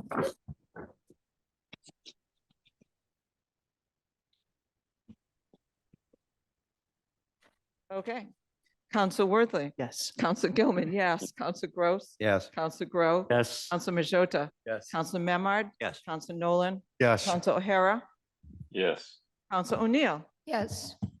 The yeses have it. 9 in favor, 0 opposed. Counselor O'Neill on item number 10. Let's see, why don't we start by asking for Counselor Memard to do the committee report on that recommendation, and then we can discuss this. Yep, thank you. Memorandum from the Chief Financial Officer of the city, John Dunn, and 2024 SA number 1 in the amount of $46,000 to purchase a new 2024 GMC Sierra pickup truck for the Harbor Master. And the committee recommendation, motion by myself, seconded by Councilor Worthley, Budget and Finance committee voted 3 in favor, 0 opposed, to recommend that the city council approve a supplemental appropriation 2024 SA number 1 in the amount of $46,000 from the Capital Projects Stabilization Fund, undesignated fund balance, account number as noted, to the Capital Project Stabilization Fund, Harbor Master's Office, vehicles, account number as noted, and this is for the purchase of a pickup truck for the Harbor Master's Office. And I so moved. Second. Motion was made by Council Memard, seconded by Council Grow. Further discussion, any further on the narrative, Council Memard, and then we'll, Other members of the Budget and Finance Committee can certainly help me with this, but I believe that the vehicle that's being retired is going to another department. I think it was another DPW department. And this was being purchased by the city to avoid financing charges going outside, so that the interest and the payments will be repaid through the Harbor Master's Water Enterprise Fund. thank you. Council Worthley is on BNF. Would you like to add to Sure, I'd that? be happy to add to that. Councilmember Hard did a great job explaining it. So the harbor master needs a truck. There's no question that that's the case. Whether he needs a newer truck or this truck, that's not for us to debate at our meetings. Not knowing what you might be objecting to or concerned about, this money can't be used for other purposes. This is money coming from the stabilization account for capital improvements, for things that we buy. And the treasurer did some math. It was better to do it through a single purchase, single one-time payment than to do it through financing with interest rates going up. And then this will be reimbursed through the Waterways Board. So again, mooring fees and things like that are collected, couldn't also be used for other kinds of expenses. They can only be used for Waterways Board expenses like the Harbor Master's Office. So it's mainly an accounting way to actually save some money on interest, to do it as a single payment from the Capital Improvements Fund. Also, we have John Dunn, our CFO, on the call, as well as our auditor, Ken Coster, in case any counselors wish to ask any questions. So the motion has been made. Is there a discussion? Councillor O'Neill, it sounds like you want to discuss this. Yes. I did not realize that this was coming from the Waterways Stabilization Fund, but how old is the truck that he has now? Perhaps our CFO or our auditor The might. retired truck was at least 15 years old, that then went to DPW. Okay. All right. Thank you. Any further questions for our CFO or our auditor? Seeing none, on the motion, a roll call vote. Council Worthley. Yes. Council Gilman, yes. Council Gross. Yes. Council Grow. Yes. Council Majota. Yes. Council Memard. Yes. Council Nolan. Yes. Council O'Hara. Yes. Council O'Neill. Yes. The yeses have it. 9 in favor, 0 opposed. Thank you, Council Member. Next order of business, Madam Clerk.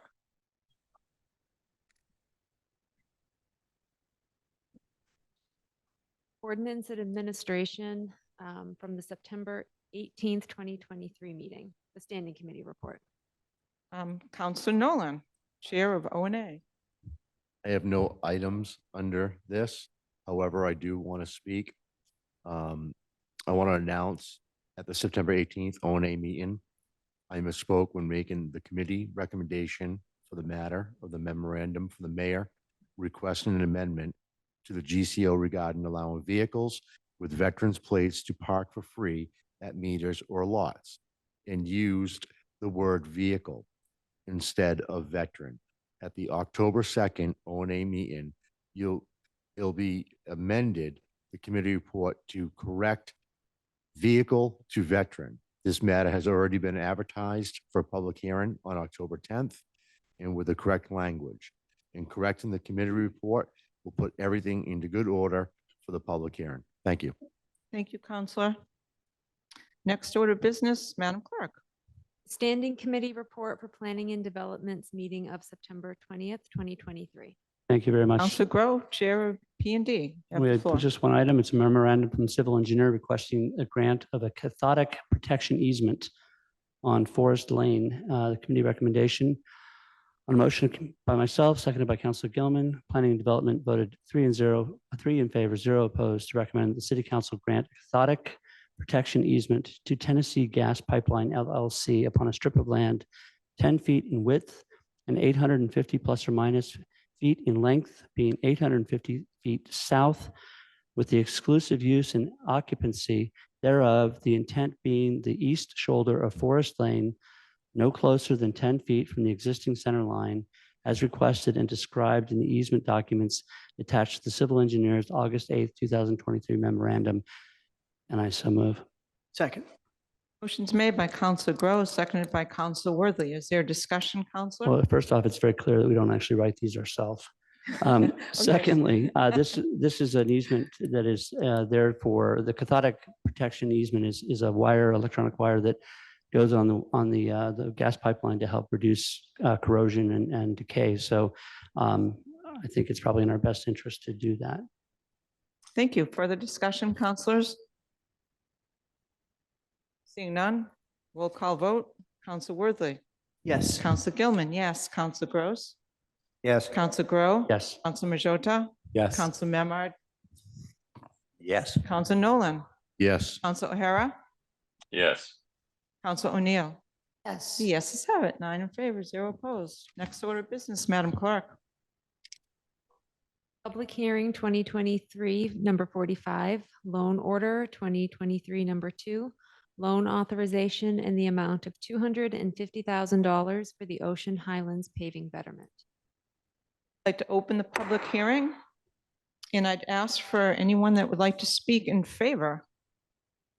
Is there anyone from city administration that would like to speak?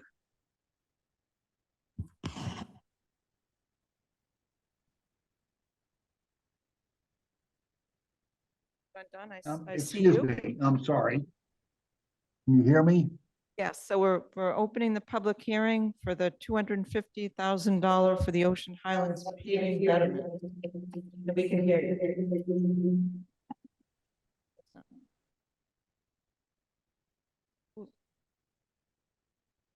Okay. So can you hear me, counselors? Can hear you, John Dunn. Thank you. Okay, thank you. So the mayor is proposing bringing forward these loan orders that the counselors and DPW were ineffective bringing forward and doing a tremendous amount of work. And that's what we're asking you to approve tonight, is all of that work that was done to do these improvements to private ways. Thank you. Anyone else like to speak in favor?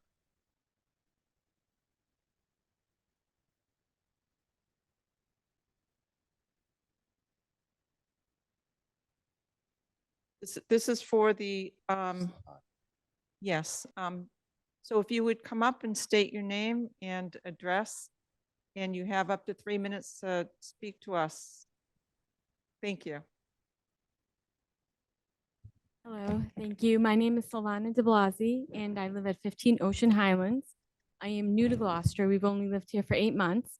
Our street is a private road, which is in horrendous condition. It's so bad. And but being private, we're forced to pay for its repairs or a new road on our own. And we're very grateful to the city of Gloucester for the betterment program. And I'm also wanting to say thank you to Sean Nolan for all of his help and efforts and patience, because this was very new to me. And when I started this with the street, everyone shut me down. Everyone on the street told me, no, we're not going to do this. We don't want the street paved. The city isn't going to do it. You're wasting your time. And when we had the vote in June, it passed at 100%. And that's all because of Sean and his patience. And I very much appreciate the city in this program. And I hope it passes tonight. Thank you. Thank you. Anyone else like to speak in favor? Anyone like to speak in opposition? Are there any questions? Oh, I'm sorry. Before questions, are there any communications or correspondences, Madam Clerk? There are none. Are there any council questions?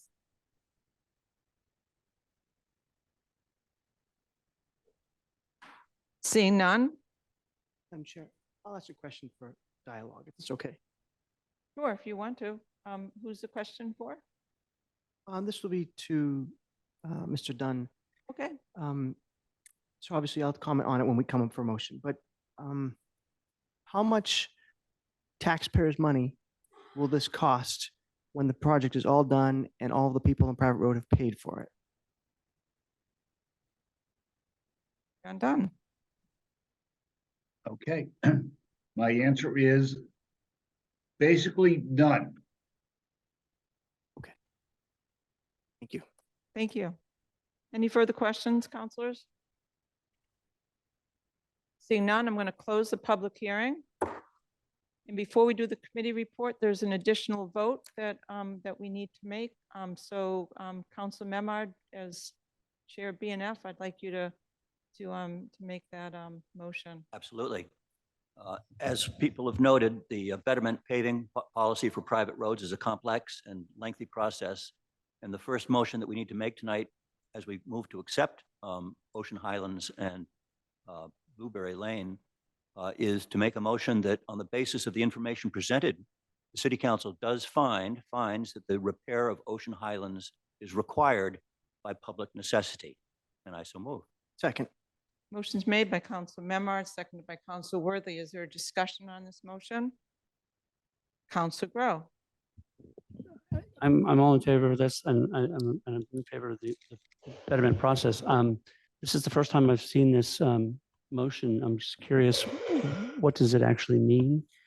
In the sense that by public necessity, we're not assuming any ownership of the road. We're not assuming any ownership of the project other than our contractors and our crews will be doing the work. That's correct. Okay, just want to make sure that that's Okay. clear. Yep, that is And correct.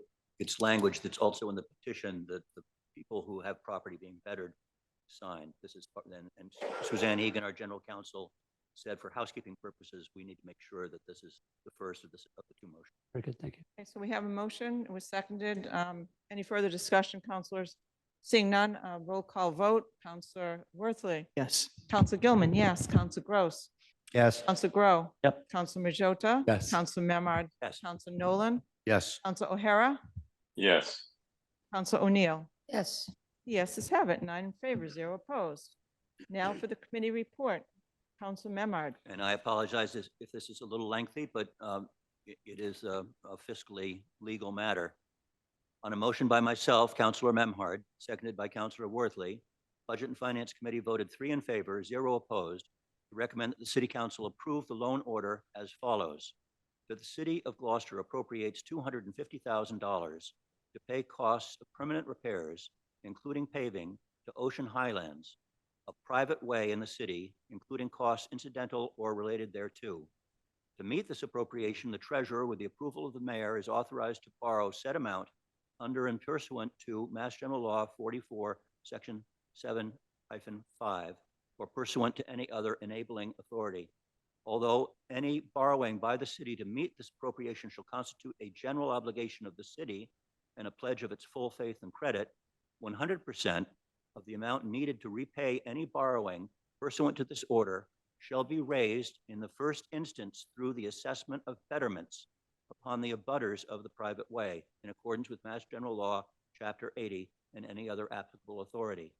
The mayor and any other appropriate official of the city are authorized to take any and all actions necessary to assess the betterments described above, the term of which shall not exceed 10 years or a shorter time as prescribed by Massachusetts general law.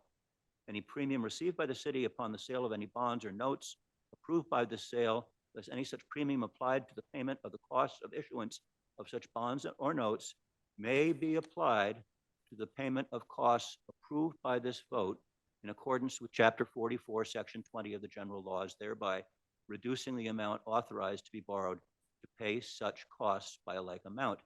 And further ordered that the treasurer is authorized to file an application with Municipal Finance Oversight Board to qualify under Chapter 44A of the general laws, any or all of the bonds authorized by this order, and to provide such information and to execute such documents as the Municipal Finance Oversight Board may require for these purposes, and I so move.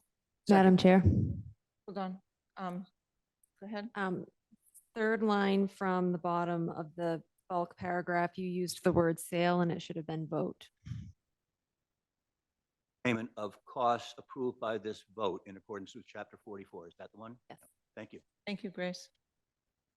And it was moved and who seconded it? Council Worthley.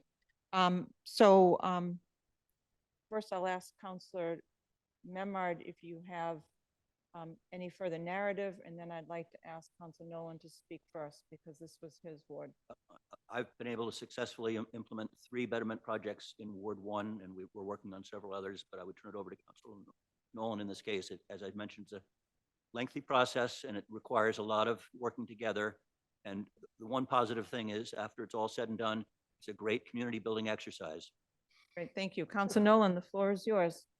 For better or worse. Thank you, Madam President. So for the people that are in the room tonight that may have not have gone through a betterment before, it is a long process and it's a lot of work, and it is worth it in the end. I've had roads where people were so angry at each other they wouldn't even talk to each other, and then after the process has been done, it built a new community back up, and it does make a big difference. And with Samanya talking tonight about thanking me for all the hard work, she worked harder than anybody else on this. It was a neighborhood that she didn't know when she bought a home and came in, and she had to work with a lot of people to change their minds and get something done. And I can't thank her enough for making this happen. I was just a catalyst to bring it forward to the city, but she did all the work, and I want to thank her.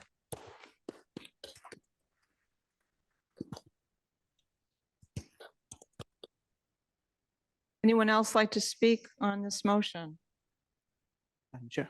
Council Worthley. Thank you very much. I was blessed with being invited to a Ward 5 meeting that Sean Nolan had, and I learned a lot. Sean, you could teach this, and maybe we should ask you to teach it, because literally there's a very complicated process. It's a private road with public access, so there's different rules to follow than other public roads. And Sean, you really led, and it was a group that was not all on the same page initially, and I learned a lot from you, so thank you for that. I also want to thank the residents of Ocean Highlands Ave, because they're contributing to their street, but it has public access. So they're putting their own money in to maintain their road and bring up to speed that we all can drive on still. So I'm very appreciative of Don't their use work. that word speed. People tend to speed on a newly paved They road. do. But still, thank you for thank you for investing in the street that everyone has access to. Appreciate it. Any other discussion on the motion, councilors? Go ahead, Council Grow. Maybe I just missed it, zoned out. Did you read the part of the order about further order to the treasurer? Okay, I did zone out, sorry. Yep. Want me to read it again? Nope. Okay. So just to make Councillor Nolan's birthday extra special, I was on the council when he instituted the whole betterment policy. It was about 8 years ago, and we really took a leadership role in this. And you put a lot of time in it, a lot of collaboration, a lot of work. And I know in my ward, we've done 3 betterments and they've been really successful community building. I know you have more than that. You have more than that. And it's really a good thing. So it's your birthday. I appreciate all your hard work, and that's my part of the discussion. So thank you, Counselor. Any further discussion? Just along that note, for the sake of others listening tonight and who watch this meeting, Councilor Nolan, Councilor Gilman, myself, DPW Director Mike Hale, very carefully developed a whole template of all the issues that are encountered in this process, and it's readily available on the City of Gloucester's website. All you have to do to find it on the site is to plug into Google fixing potholes on my private road. And it'll give you it's pages of links and very, very helpful technical information, as well as the technical details that are needed to undertake a betterment. You know, what your other options are in terms of paying for it privately through a contractor or using the city's financing to do it. And just to piggyback on what Council Memard said, the clerk's office plays a major role in this too. Grace and Joanne just do a standout job with a big part of the lion's share of the process. So really, thank you very much. So I think we've discussed this and I'm ready for a roll call vote. On the motion, Council Worthley. Yes. Council Gilman, yes. Council Gross. Yes. Council Grow. Yes. Council Majota. Yes. Council Memard. Yes. Council Nolan. Absolutely, and thank you, Ocean Highlands. Council O'Hara. Yes. Council O'Neill. Yes. Yes, let's have it. 9 in favor, 0 opposed. Is there a motion to reconsider? Second. Motion's made by Councilor Grow and seconded by Councilor Memard. Discussion on the reconsideration. Seeing none, a roll call vote. Council Worthley. No. Council Gilman, no. Council Gross. No. Council Grow. Nope. Council Majota. No. Council Memard. No. Nolan. Nope. O'Hara. No. O'Neill. No. The motion fails. 0 in favor, 9 opposed. Next order of business, Madam Clerk. Public hearing 2023, number 46, loan order 2023, number 3, loan authorization in the amount of $68,000 for the Blueberry Lane paving betterment. I would like to open the public hearing and ask for anyone that would like to speak in favor of this to come up to the podium and speak to us. And John Dunn, if you'd like to begin, that would be great.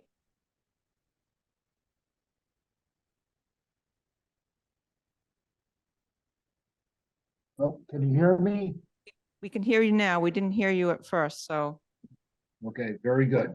All right, so again, like the previous discussion, there are many people involved in this, really on the front end, the counselors, and thank you for that. Now going to the mayor and to DPW to basically say, you know, how much is this going to cost? The clerk's office has a tremendous amount of involvement in this, and then it finally comes down to me. And what you see before you is the loan order in order to be able to put this together. So it's a nice way for us in Gloucester, not me, I don't live there, but for all of you in Gloucester to be able to kind of take a look at your streets and see where you want them to be. Thank you, John. Anyone else like to speak in favor? Speak up to the podium, Bob, and name and address, and you have. Bob Whitmarsh, 2 Blueberry Lane. Blueberry Lane is a disaster. I'm surprised that I was the only person that really was initiating to get this done. And it doesn't affect me as much as it does some people who are in the middle of the road. We have Bob, can you craters in speak the a little street. closer to the microphone? Sorry about that. We have craters in the street that are somewhere around at least 7 feet across. They're filled with water usually. And cars and trucks are trying to get around these things. And it's been really tough. And I've actually noticed since we're looking forward to getting it paved that people are starting to spruce up the front yards of their properties along Blueberry Lane. I love Gloucester, and it comes natural for me to want to get involved to make things better for the city. I'm willing to put the effort in, and I know that everyone doesn't really think that way, and maybe they can't do it. I did get a lot of cooperation from the neighbors. I think there was only one property owner that was against doing it. It's very hard on these betterments because people don't understand. They see the public using the roads. They see the roads being plowed. They think the city owns these streets and the responsibility for them. They're private ways with public access. What that really means is that the people who own the street, which is the people who own the private way, which would be the abutters, they have a responsibility to the city and the people that use that road, because we all are using private roads all over the city. And we certainly like riding over roads that are in good condition, whether in our neighborhood or somebody else's neighborhood. The betterment process, and I'm very thankful to Sean for coming up with this ordinance. It's not an easy one, but I know there's a lot of legalities and you have to take it step by step. And it was great that I had a ward counselor, Val Gilman, who could take me through this. Like she kept on saying to me, and I didn't realize, she says, you know, Bob, there's a lot of steps. You can't skip any steps. You got to take every single step and you got to follow through. Because if you don't, you'll fail.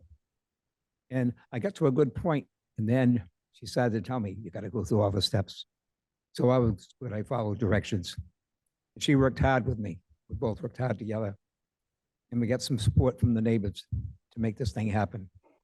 And we actually were going to meet in one yard, and we moved to another yard because somebody had overslept and we had to get closer so they could get involved with the meeting.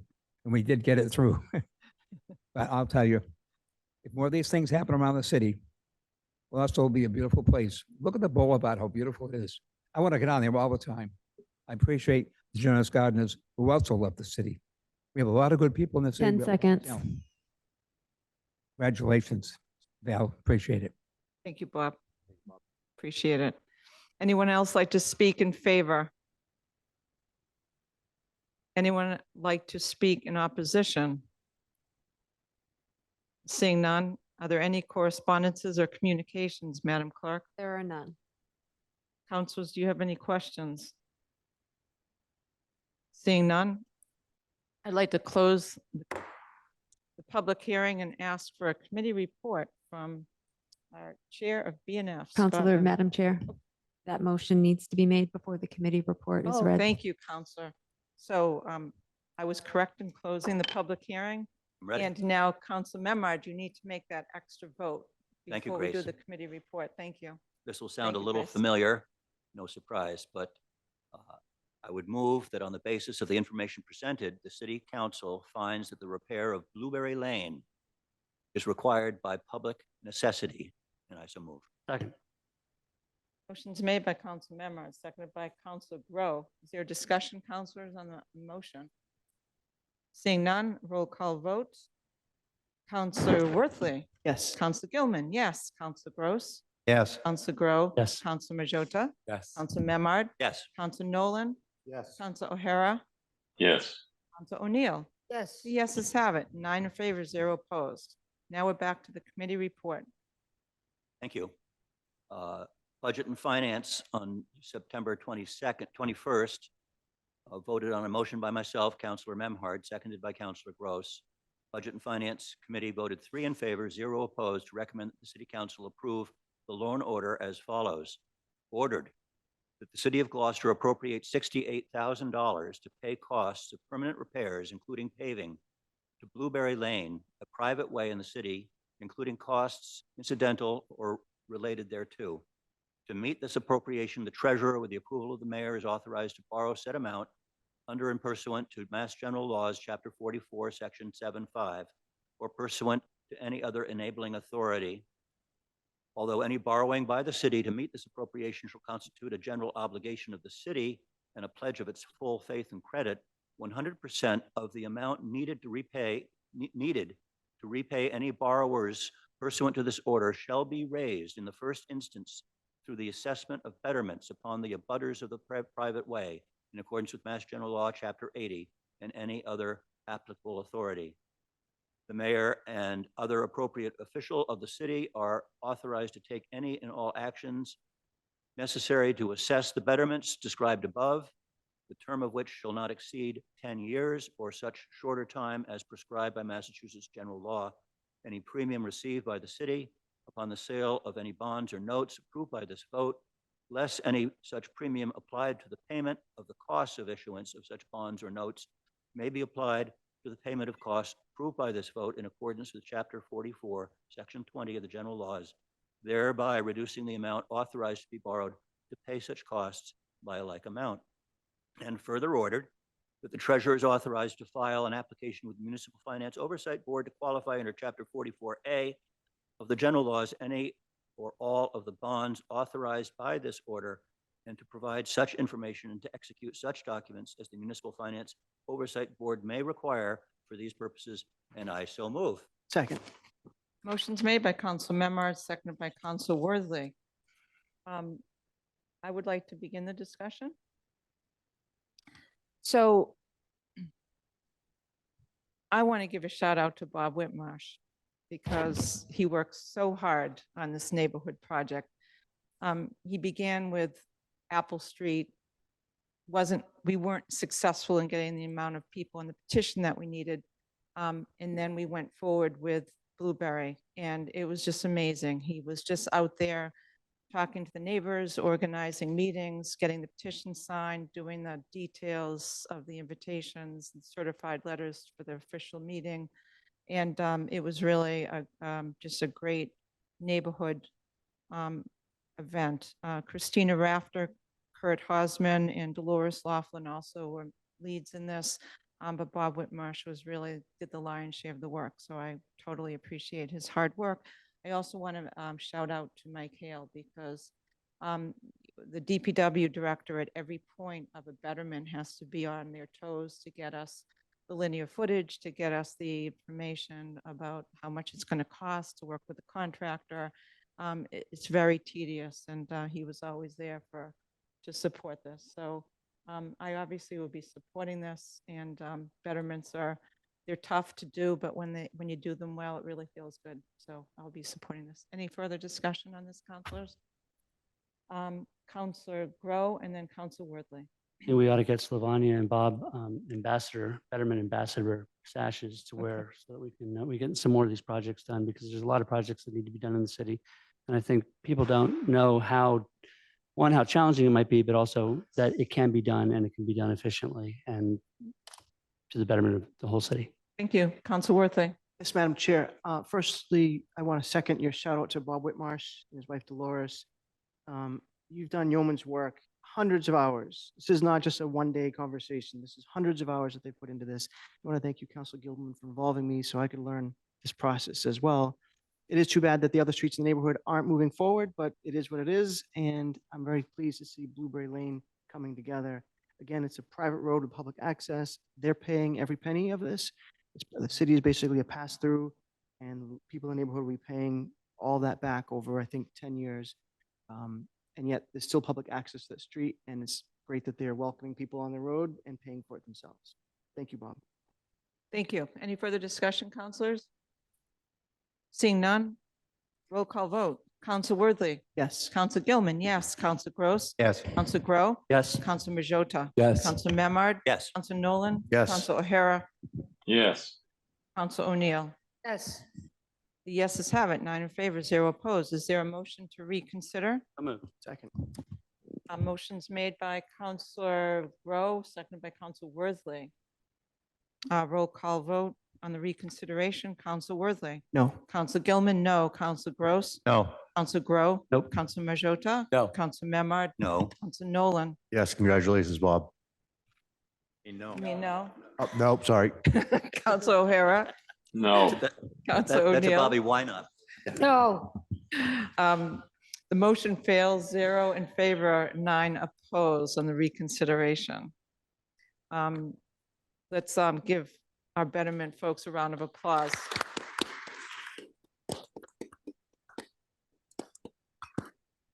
Next order of business, Madam Clerk. For council vote, the city council resolution regarding the Gloucester Education Support Professional Wages. Thank you. So we have a resolution that Council Worthley has put through, and we need to discuss the resolution. If we need to put it up on the screen, Madam Clerk has the resolution, and we can do that. So I'd like to begin by asking, we will be going in roll call vote order on this. We'll start with Council Worthley, who is the generator of the resolution, and allow him to speak for 3 minutes, and then we'll go through, we'll all take a turn. If we have any more, if anyone needs any more time or has questions to ask on this, we can certainly do that. So I'll ask Grace, if you wouldn't mind being the timekeeper, so we can just make sure that we all get our due time on this. So, Council Worthy, you have the floor. Thank you. Would it make sense to have Grace read the resolution into the record? Sorry to put you on the spot, Grace. You put it up on the screen. Getting hearing, put it on the screen. As far as me reading it, I'm hearing different responses to council.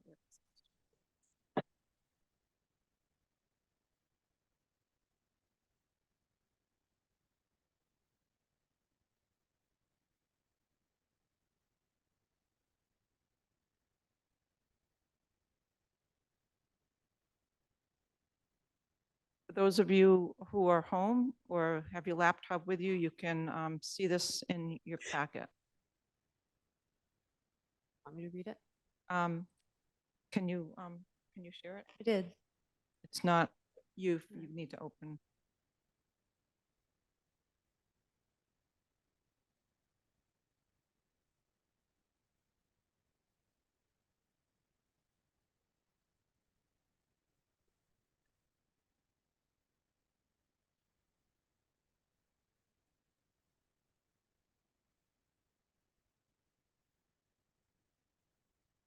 Great.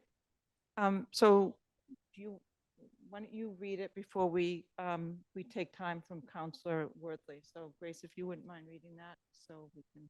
Gloucester City Council, Gloucester, Massachusetts. A resolution of the Gloucester City Council supporting a living wage for Gloucester education support professionals. Whereas an effective school system relies on employees who feel supported and respected and are fairly compensated by the district that employs them. And whereas all workers, whether in the public or private sector, deserve to earn a living wage defined as the wage required for workers to support themselves and their families. And whereas the Gloucester City Council is proud to support all city employees whose labor is necessary to operate every department of the city, including those who work in the Gloucester Public Schools. Whereas education support professionals in the Gloucester Public Schools currently earn far below the standard for a living wage as calculated by. Does someone have their volume on their laptop? Okay, go ahead, continue. Sorry.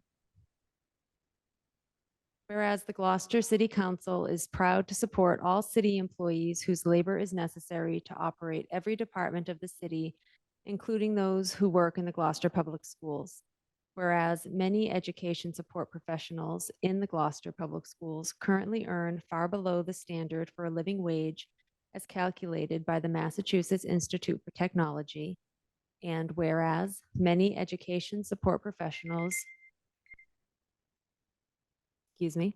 You can go over the 3 minutes, Madam Clerk. All right. Whereas many education support professionals in the Gloucester Public Schools, who are the lowest paid school employees, are also Gloucester residents who are suffering from the fallout of the pandemic and soaring inflation. And whereas the low pay of Gloucester Public Schools education support professionals, in conjunction with challenging working conditions, has contributed to acute staffing shortages across the district, leading the Gloucester Public Schools to start the 2023-2024 school year with several unfilled positions. And whereas these acute staffing shortages are certain to have a negative impact on Gloucester Public School students who rely on the behavioral, emotional, and academic supports that would be available in fully staffed and resourced schools.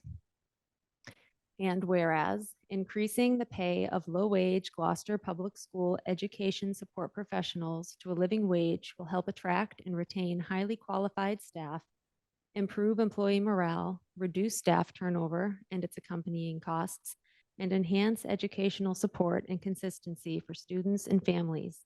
And whereas the Gloucester Public Schools has the financial resources to pay its education support professionals a living wage, including over $1.6 million in unclaimed federal elementary and secondary school emergency relief funds as of August of 2023, and Chapter 70 state aid, permanent increases totaling over $5 million annually, a 48% increase since 2018. thanks to the Commonwealth of Massachusetts Student Opportunity Act.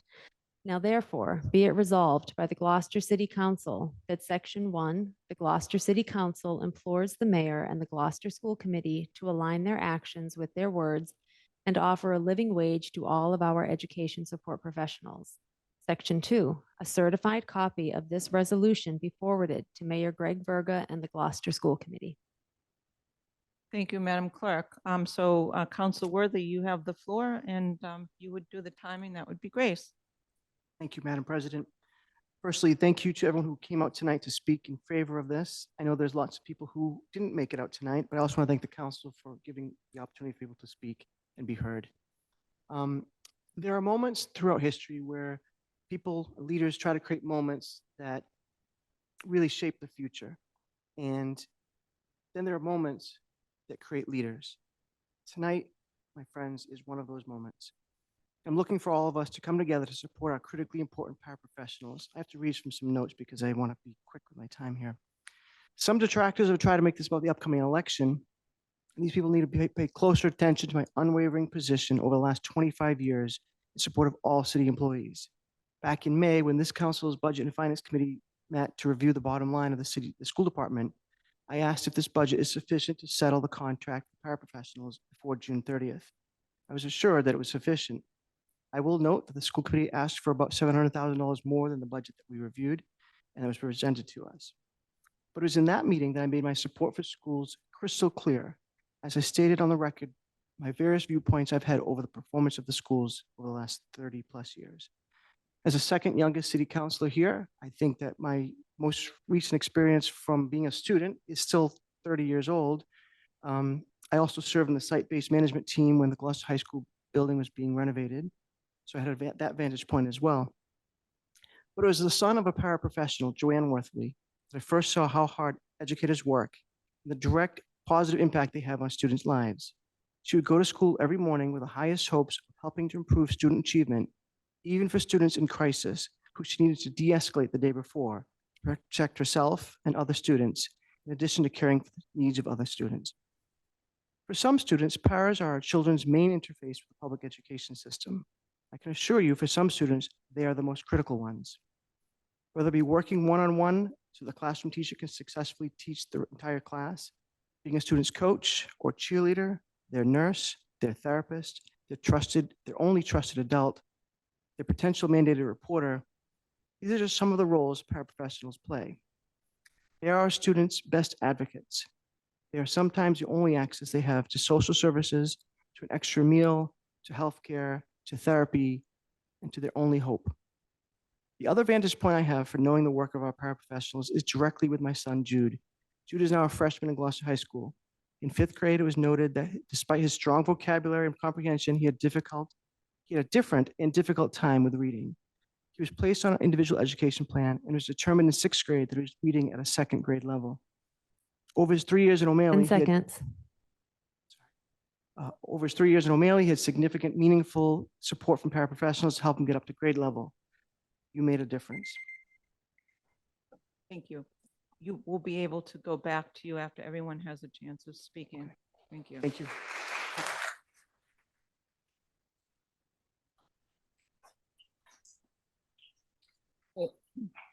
I'm going to go last. So Councilor Gross, you have the floor on the resolution. I want to thank you all for the work that you do. I worked, my kids were in Fuller School when Joanne Worthley was a paraprofessional there. I worked very closely as the PTO president with all of the staff. I was there almost every single day because I was a stay-at-home dad and was very involved with everything that goes on. I have always been highly critical of how this nation undervalues education. And that's from the bottom up. That's something that a culture needs to be changed. Now, at budget times, we hear, that we need to trim the fat, we need to cut, we need to do this, we need to do that we have some of the fattest contracts there are around. Now, all of that is none of that is true. But there is also we were not elected to negotiate with the unions of the school. There is an elected body that has that. And, you know, talk about leadership. Leadership is not moving things forward that are not in your purview. It is about staying true to your actual mission. And this is not our mission, I'm afraid. As much as I appreciate everything you do, and as much as I believe everyone deserves a living wage. And if you want to do a resolution, you do a resolution talking to the state legislature about how Gloucester is actually getting the short end of the stick every time on Chapter 70 money, because we are classed in with the wealthiest of communities because of our real estate.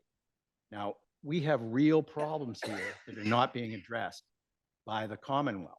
And that's where a real resolution could actually have some value and actually could do something. This really, I respect everything you guys do. And I think you definitely deserve a living wage.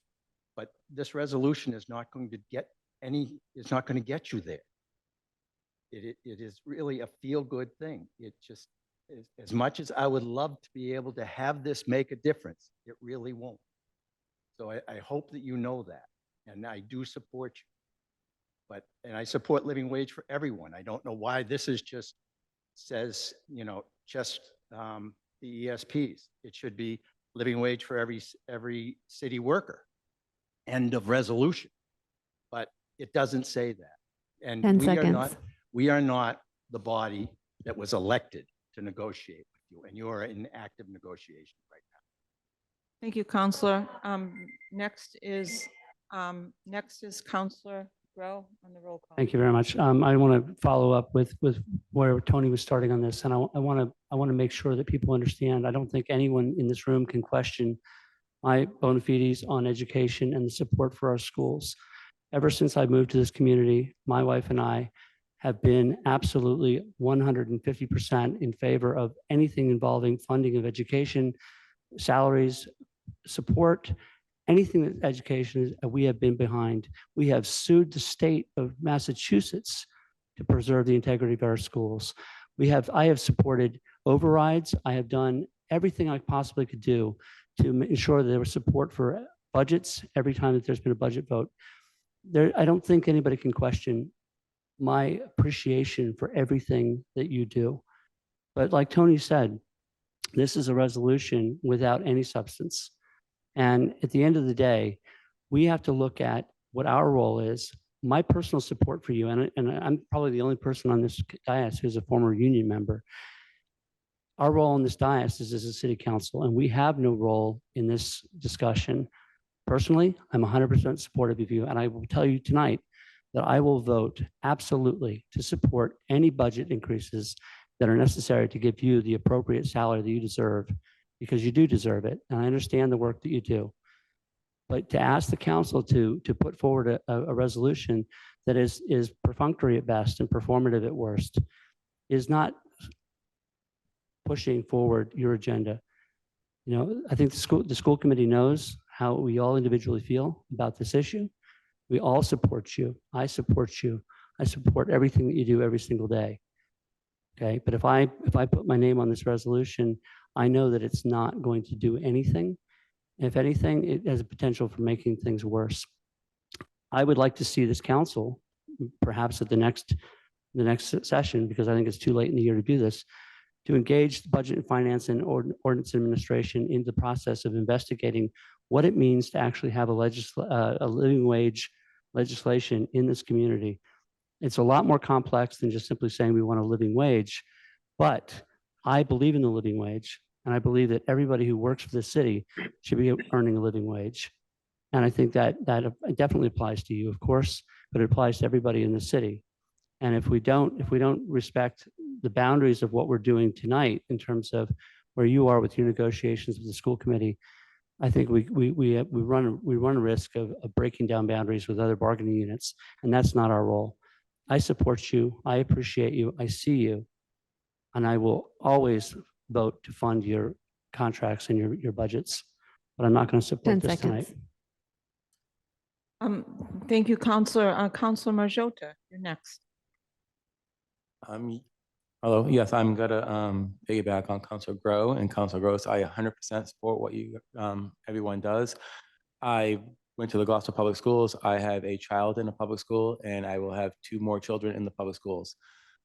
Teachers, EPS, everyone that works for schools are hardworking people. Monday through Friday, weekends, homework, nights, everything. It's not an easy task. It's definitely a hardworking thing. I just want to say that I do not want to sort of get involved with the school committee and what the city council does. If they bring it to the budget, I would definitely will approve it. Thank you. Thank you, Counselor. Counselor Memard. First, I want to thank Councillor Worthley for bringing this forward to us. We didn't think it was appropriate at the time. I still am afraid that it's not appropriate, but I have to thank you for that, because you have provided a very valuable forum for us to hear from you, and the newspaper's here, and the mayor's representatives are here, and the school committee is here. They will hear you. They have heard you. We can't, as a council, act, I don't believe, in a way that interferes with the work of the school committee.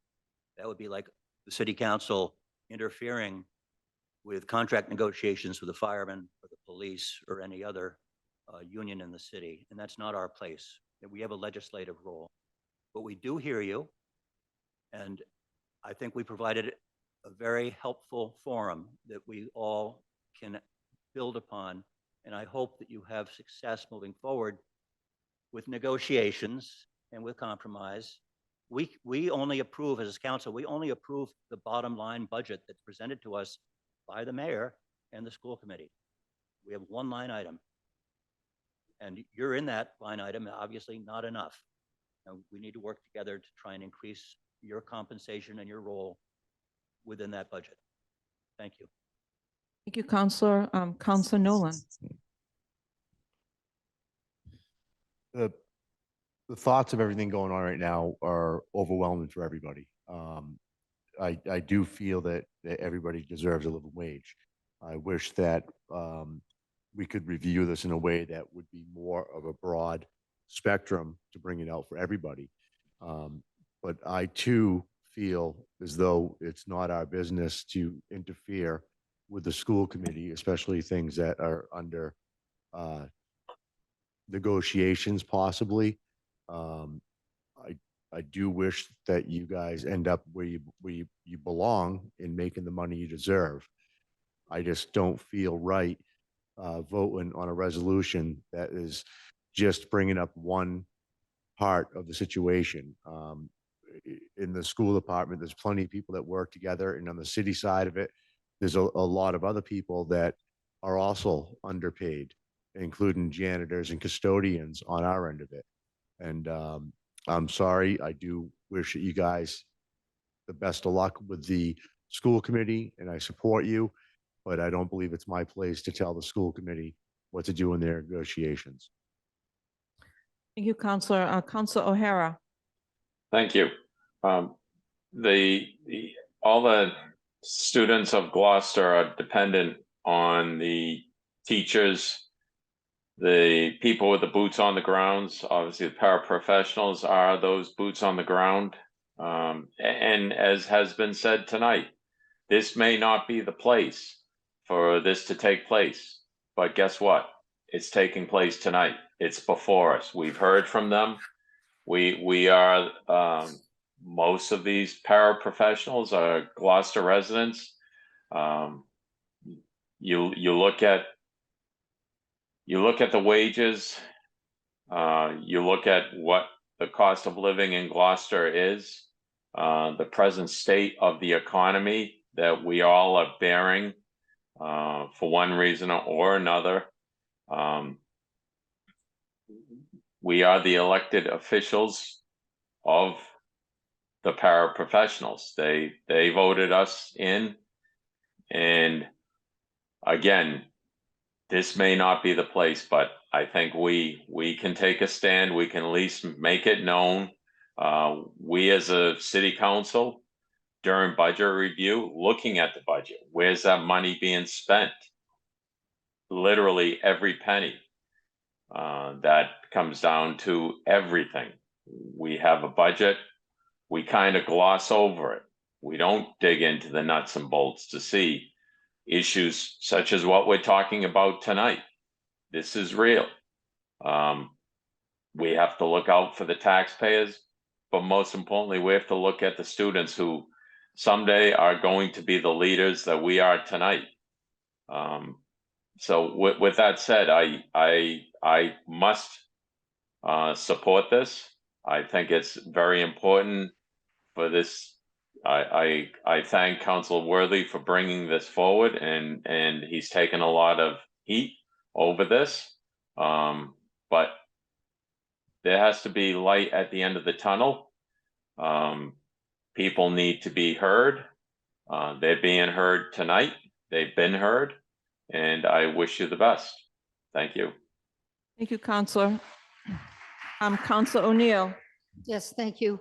I too will be supporting this, but I want to ask you or tell you to take part in budget hearings in May and June.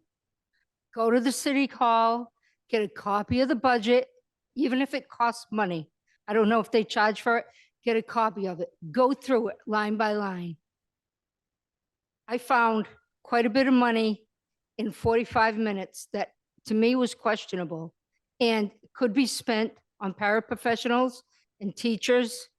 I'm not sure who knows it, but I have a son who's a teacher in Thailand, and they pay their teachers very well, close to what they pay their doctors.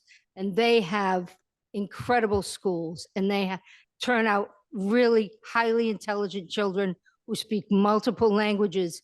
We need to treat our teachers and our paraprofessionals better. And I will be supporting this. It's before the council. It should be voted on by the council.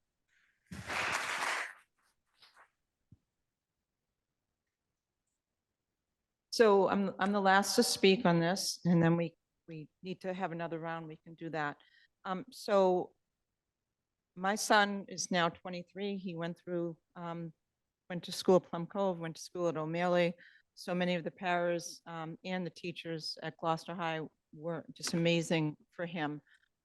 I was on the Beaman and Plum Cove PTOs for many years, and I was on the school committee for 6 years, where I negotiated with sometimes the paras, but mostly with the Gloucester Teachers Association. And I have so much respect for everybody that spends day after day with our children. They get an amazing education. I've seen similar stories of things that were shared in the amount of patience and professionalism at the schools is second to none, and it's really appreciated. I also was on the Gloucester Ed Foundation between school committee and city council for 2 years, and worked really hard to try to get that extra money to help with innovations in the school, and really respect that very much. The issue that I just want to share here is it's not that we don't empathize and we understand. The issue here is this is not something that's getting involved in the negotiations as part of our charge. It's not part of what we're allowed to do on the city council. Mass General Law, Chapter 43, Section 66 states that the government of the city and the general management and control of all its affairs shall be vested in the city council, which shall be elected and shall exercise its powers in the manner hereinafter set forth, except that the general management and control of the public schools of the city and of the property pertaining thereto shall be vested in the school committee.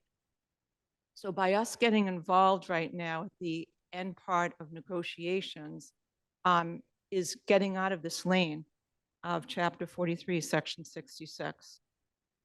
We also have a section of the charter that reminds us about our prohibitions of interference in administration, except as authorized by the charter. And that's part of that as well. And Council Memard stated about the issues in the budget. We don't have the authority in the city council to tell the school committee what they can, what is part of their allocated budget. That's their lane. We can't do that. It's a bottom line budget under section 32, chapter 44, section 32. And that's something that we have to understand. And if we interfere more with that, we are doing something that is a violation of the law. So those things are all important to us. But having said that, because my buzzer's going to 10 go, seconds. damn. I just want to say that this has been a real healthy conversation. I want to go back to what Tony Gross said. We need to be advocating for Chapter 70 and helping some of these major Time. issues. So that concludes our 3 minutes. Would anyone here in the council like to speak one more time? Let's make it maybe a minute. Is that okay? You want a minute and a half? All right, we'll give Council Worthy, we'll do 90 seconds right now, if you wouldn't mind, Grace. So Council Worthy and then Council Grow. Oh, Gross, sorry. We're going in turn. Okay. So he is correct. Yes. So let's Thank you. start with you and we'll go in roll call order. If you don't want to talk, you just say pass. Go ahead. Thank you. I just 90 want to seconds. complete where I left off on my earlier part of my speech, where I was talking about my son who was reading at a second grade level at sixth grade, and he really benefited from the work of the paraprofessionals. And he's a ninth grader now. He came home from school 3 weeks ago, and said he was thinking about running for class president. Before I could encourage him to run, he said, well, actually, I took out nomination papers today, and I've already written my speech. He didn't read it to me. He didn't want my help, and he didn't need it. He gave, I guess I wasn't there, but he gave a very robust speech, and he won, and he's class president. Thank you to the paras. Thank you to the paras for always encouraging him. I've listed some of the ways earlier that the paras have made a positive impact on our school community. None of us as counselors know exactly what they do every single day. But I can assure you, if they didn't do it, we would know. The resolution that I put forward, it does specify the paraprofessionals because they're the only union that is operating without a contract right now. Okay, if this were every other union didn't have a contract, we would be specifying those. But I specifically put the language in there that we support all of our city employees. This is not pitting one union against the other. I think that's a destructive, not that everyone here is being destructive, but when unions do that and they fight each other, it doesn't help raise the tide for everybody. The resolution I put forward 10 seconds. doesn't give them a contract. It doesn't tell the school committee how to spend their money. It empowers the mayor to dig deep and find the resources in our $160 million budget to bridge the gap. It lets him and the school committee know that the council is open to weighing a proposal for a supplementary budget transfer. Anyway, I look forward to support for this, and I thank you for the dialogue. Thank you.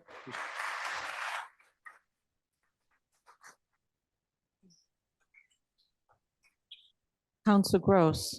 Yeah, first of all, I'd like to say that absolutely, if any budget transfers came before us to supplement the school's budget, would have my full support and no questions asked.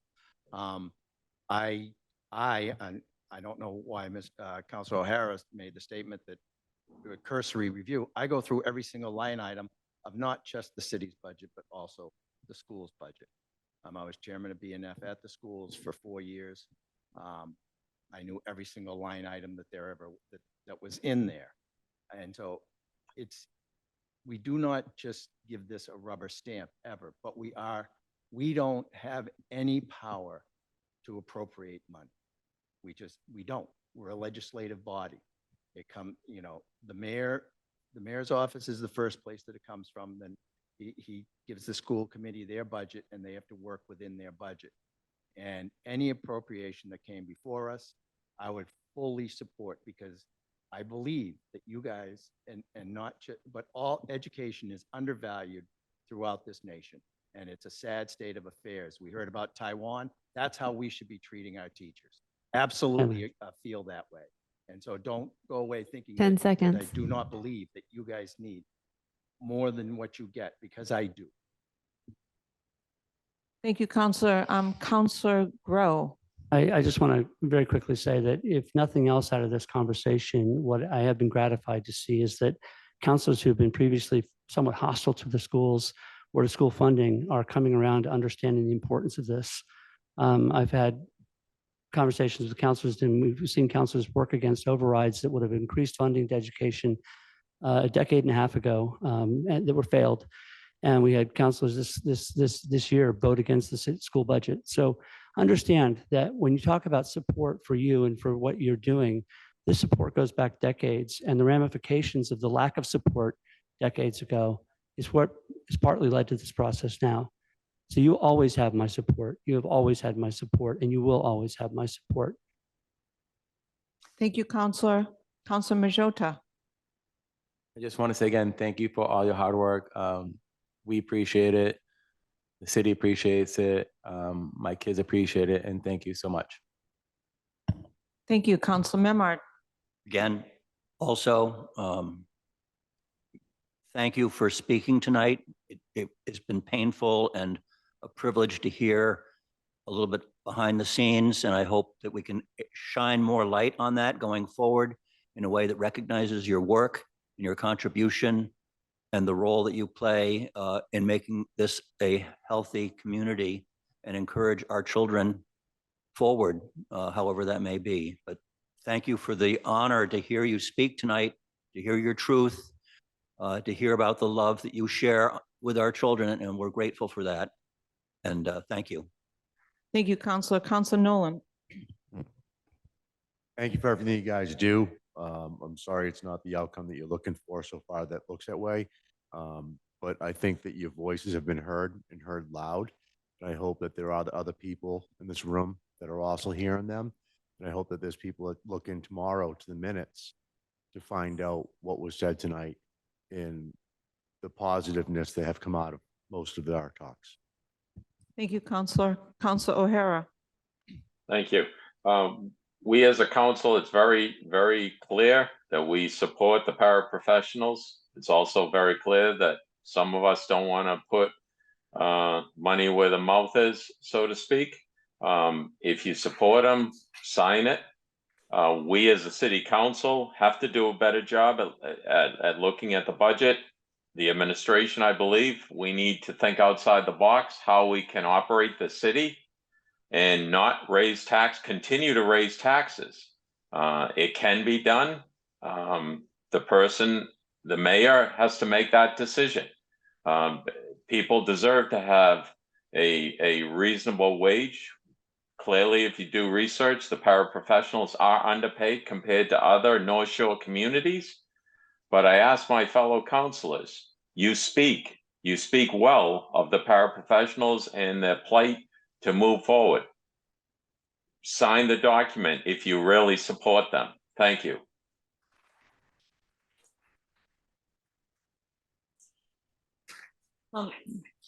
Counselor O'Neill. Yes, I will be supporting this, as I said earlier. Thank you, Councilor Worthley, for bringing this forward.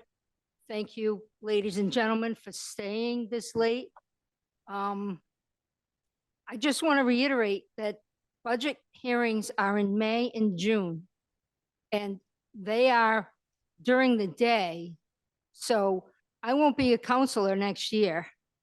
Okay, so it's up to you guys to pay attention and follow the budget hearings and ask the city council and the mayor to have budget hearings at night when you'll be home, so you can watch them on Zoom, as opposed to during the day when you're working, okay?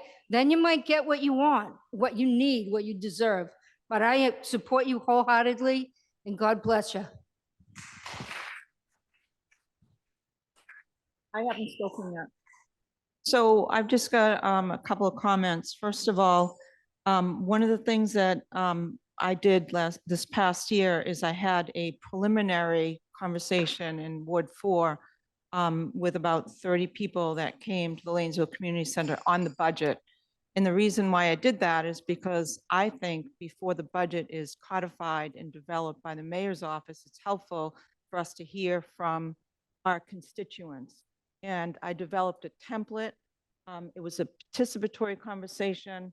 I know Council Memard, you did something in your ward. Council O'Neill, you did a little bit in one of your meetings on this. But I think, you know, we have an opportunity in the council to be more proactive in the wards, to have conversations before the budget is developed.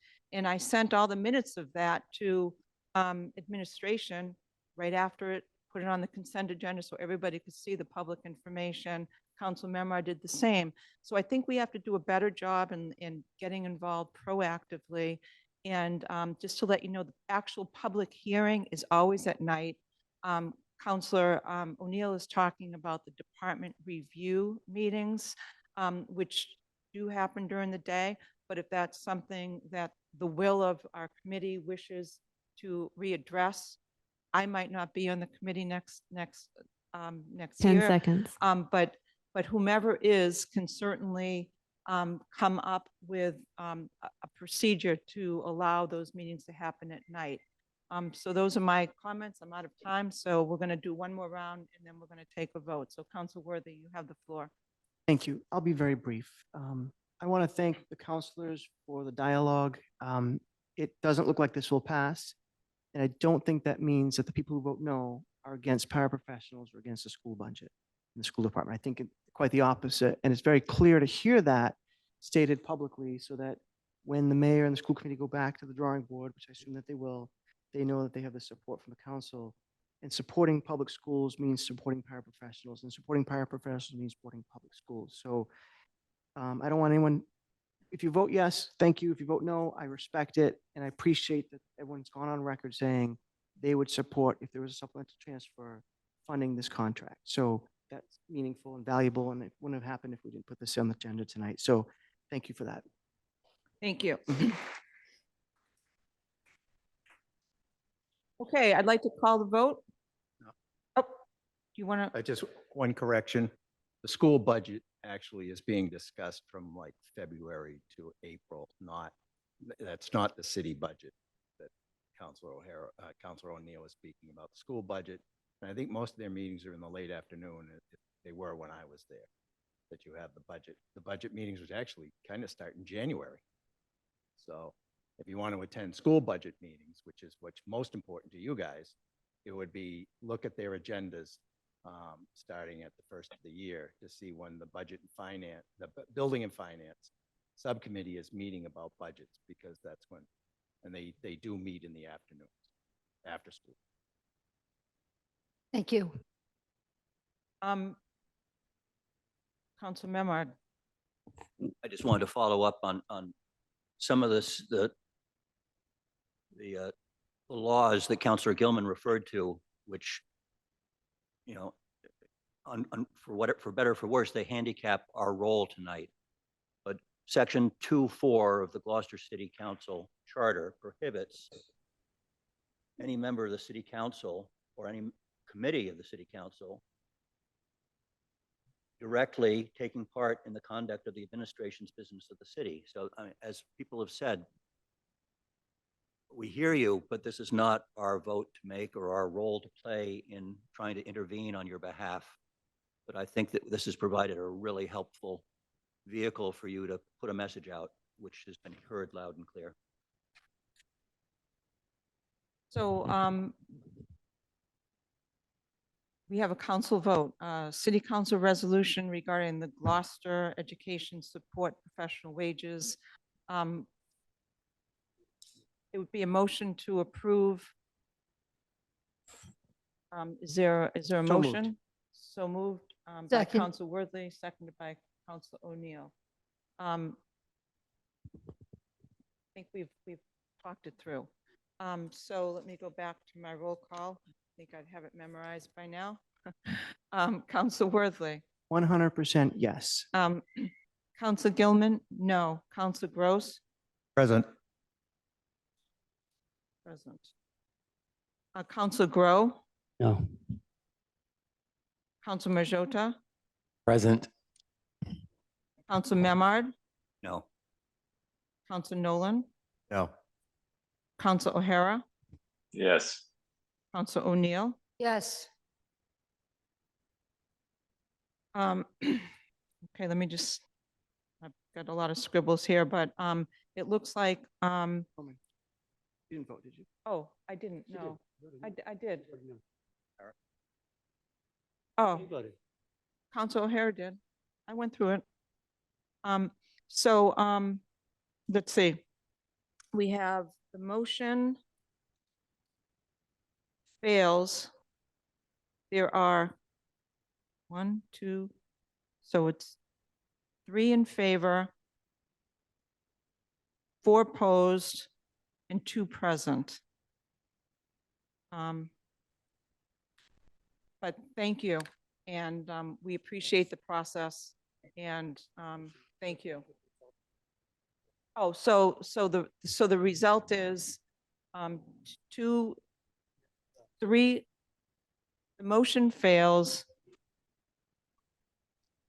The motion fails 3 in, Should we 3 just in go through the vote favor, again? 2 present, and 4 opposed. But thank you.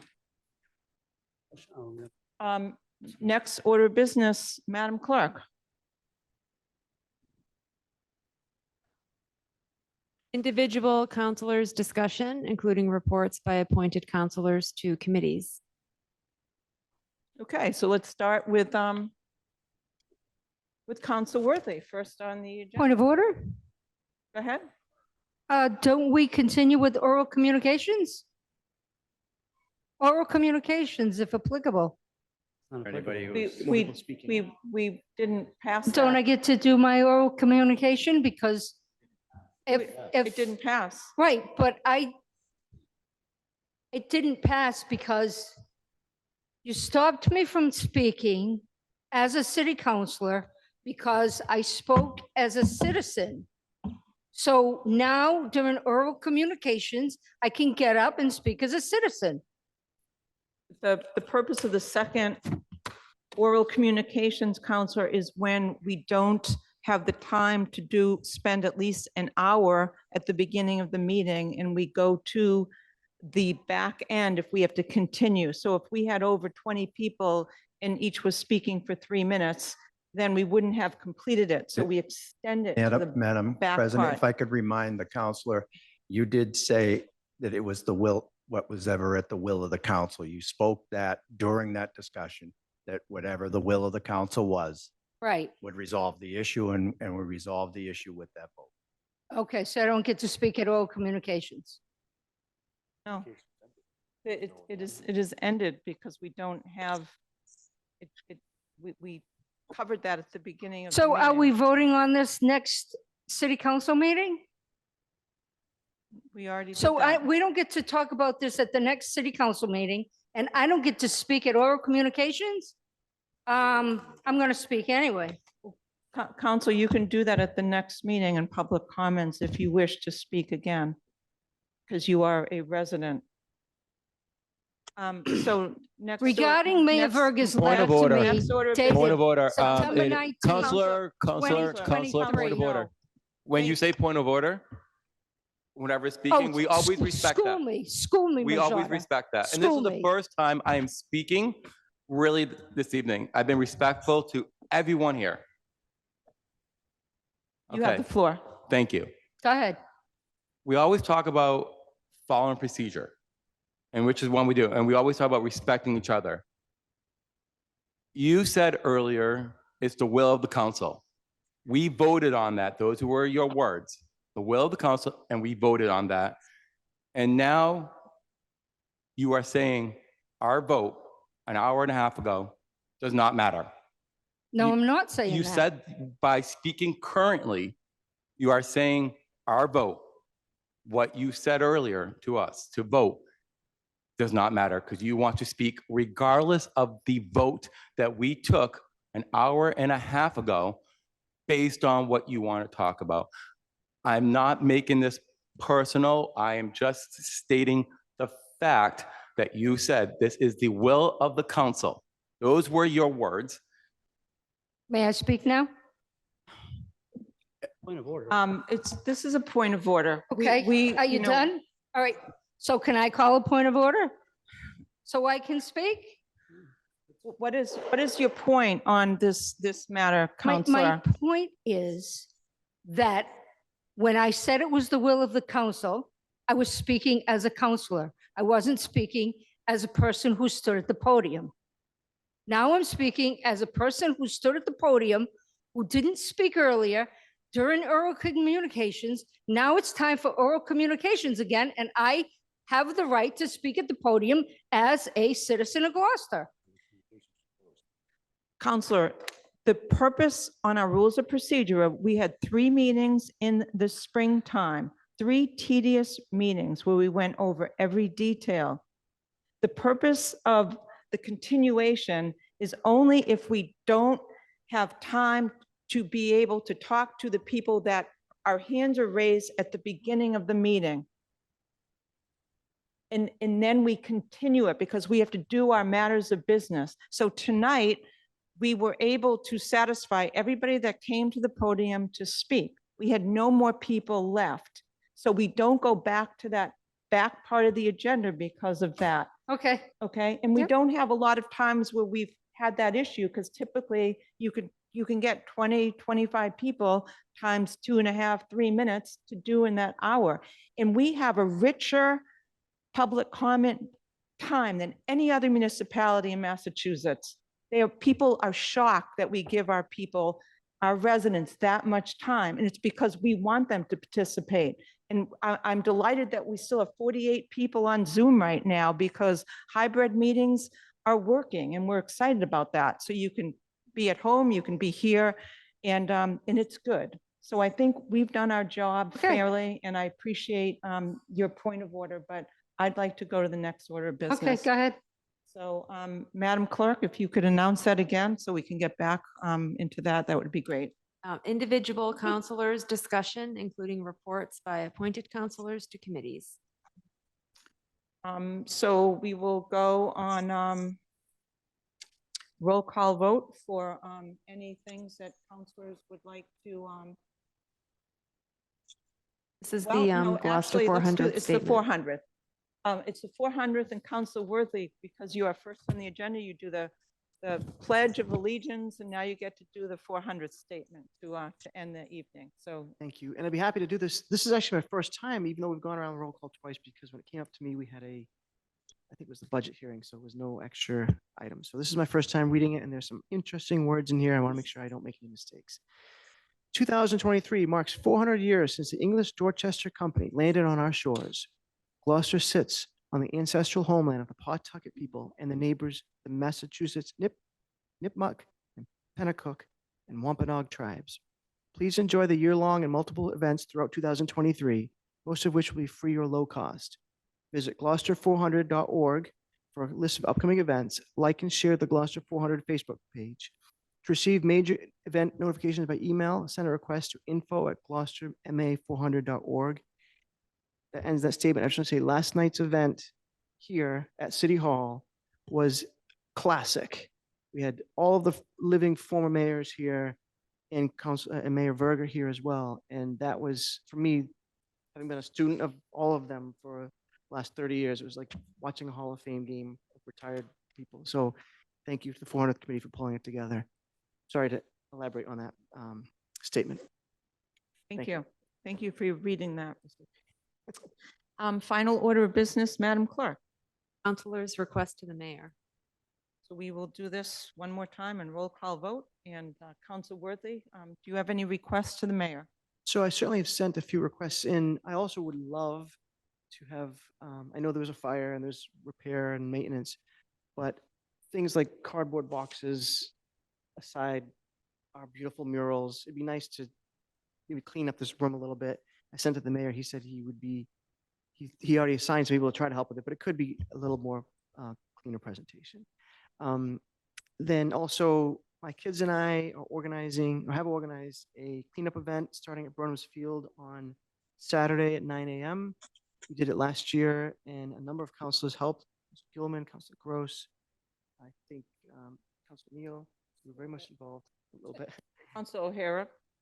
Sorry, Councilor O'Hara was Council there. O'Hara was here. Yeah, the mayor was there too. So I'd love for everyone to join us 9 o'clock starting at Burnham's Field. And we had 84 volunteers last year. I don't know if we're going to hit that number again. We're going to try. And we made a difference. So that's Saturday at 9 a.m. from Burnham's Field. And I have no other requests at this time. Thank you. Thank you. Councilor Gross. Yes, I have one request to the mayor.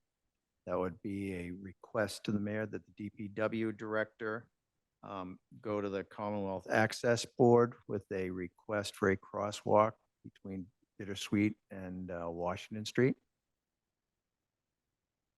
And so that's my request to the mayor. And also I'd like to thank Councilor Nolan for inviting me to join him at the Fish Box Derby. That was fantastic. Doing the inspections of those little vehicles and enjoying the time with the riders and the parents. It was just a fabulous day. It was a fabulous event. And unfortunately, I had to miss last night's event with the mayors because I was doing actually a meeting with in Councilor Majoita's ward for a road betterment of a pretty significant area over there. So I was meeting with those people on the kickoff of the major stakeholders after the first three discussed it with me. So, but that was unfortunate that I had to miss that, but that's it for me. Thanks. Thank you, Counselor. Counselor Rowe, done? Okay. Counselor Majota. I've emailed all the requests to the mayor. Thank you. Counselor Memard. I too have addressed all my neighborhood Ward 1 concerns to the mayor's office already. Thank you. Thank you. Counselor Nolan. I have no request from the mayor, but I do want to thank all our city staff for the excellent work they did during the summer season. That includes a lot of attendance in DPW and parking and lifeguards. Thank you. Thank you, Counselor. Counselor O'Hara. Thank you. I'd like to ask the mayor if he could have the street sweepers sweep Pleasant Street, Railroad Ave area, particularly in front of Donut Gyms and on the opposing side. If we had a sewer backup in the East Veterans School over the weekend, and I got text messages from constituents asking about school and what have you. I immediately emailed the mayor, but I asked in situations like that, apparently he did send out notices to parents, but I think it would probably be beneficial for the elected officials to also know so that we don't have to duplicate or ask questions of him. Also, I think it's fair based on what Councilor Gilman said tonight, dealing with the attendees on the meeting, who those attendees are. But I think in fairness to all the councilors, I obviously I'm remote, so I can see who's on the meeting or in the meeting remotely. I think it's, in fairness, it's really a First Amendment right for all councilors to have that access if the councilors so desire. So I ask that the link be furnished to all councilors going forward. Thank you very much. Thank you, Counselor. Counselor O'Neill. Yes, I have a request to the mayor. I request that the mayor revisit his statement that he made on September 19th, stating that I have a one-sided depiction of what truly happened regarding my involvement. This is simply not true. I was trying to get answers, that's all. I in no way had a one-sided depiction of anyone or any department. I also request that he reconsider the memo from the city attorney stating that O'Neill and O'Hara contacted the inspectors and questioned their ability to properly inspect and permit the construction work at 33 School Street. This never happened. Point of order. No. Tony gets to talk about what he wants to talk about. He gets to talk about what he wants to talk Motion to about. adjourn. I get to talk about what I want to talk about. I went to the fire inspector seeking Motion clarity to adjourn. so that I could reiterate to my constituents Somebody who second that. emigrated here from Portugal and has English as a second language. She did not understand what was going on between the Counselor- contractor Counselor- and the inspectors and was getting kicked out of her temporary apartment and facing homelessness on September 1st. Counselor, Lieutenant Sayers was knowledgeable, polite, and courteous. I apologized to him for taking up his time and thanked him repeatedly for keeping my constituent and homeowner safe. I became a city councilor because I didn't get the help I needed from my city councilor. I am requesting that the mayor have an appointment with me and discuss this because Suzanne Egan sent me statements Counselor, questioning my ethics. so your request is that you'd request a meeting with the mayor. So that's your request to And I'm discuss this. requesting Okay? that the mayor revisit the memo from Okay. Suzanne Egan insinuating that my ethics are in question. So I you- at no time asked anyone to do anything beyond their scope of work.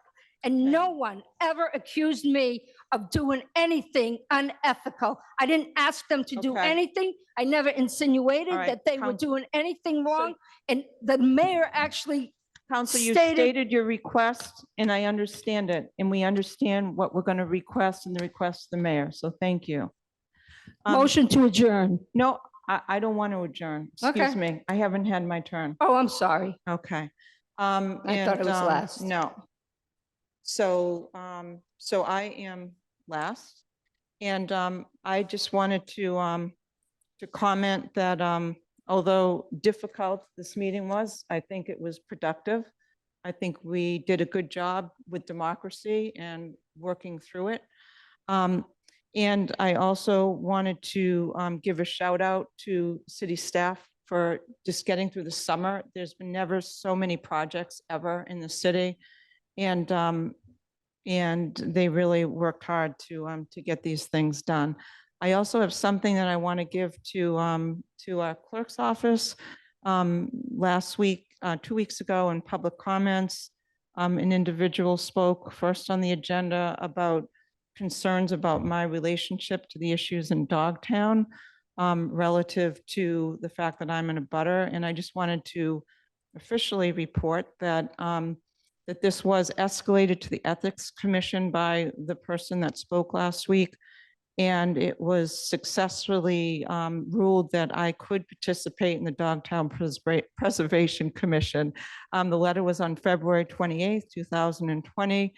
It was to me, and it says, as you know, we're reviewing a concern regarding your involvement with the Dogtown Preservation Commission, relying on any necessary follow-up investigation. We are satisfied that the matter does not require any further action on our part. Thank you for your cooperation.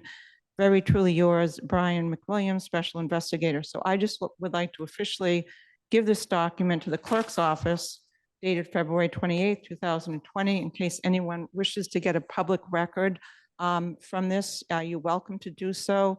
And so I'm giving you the original, Grace.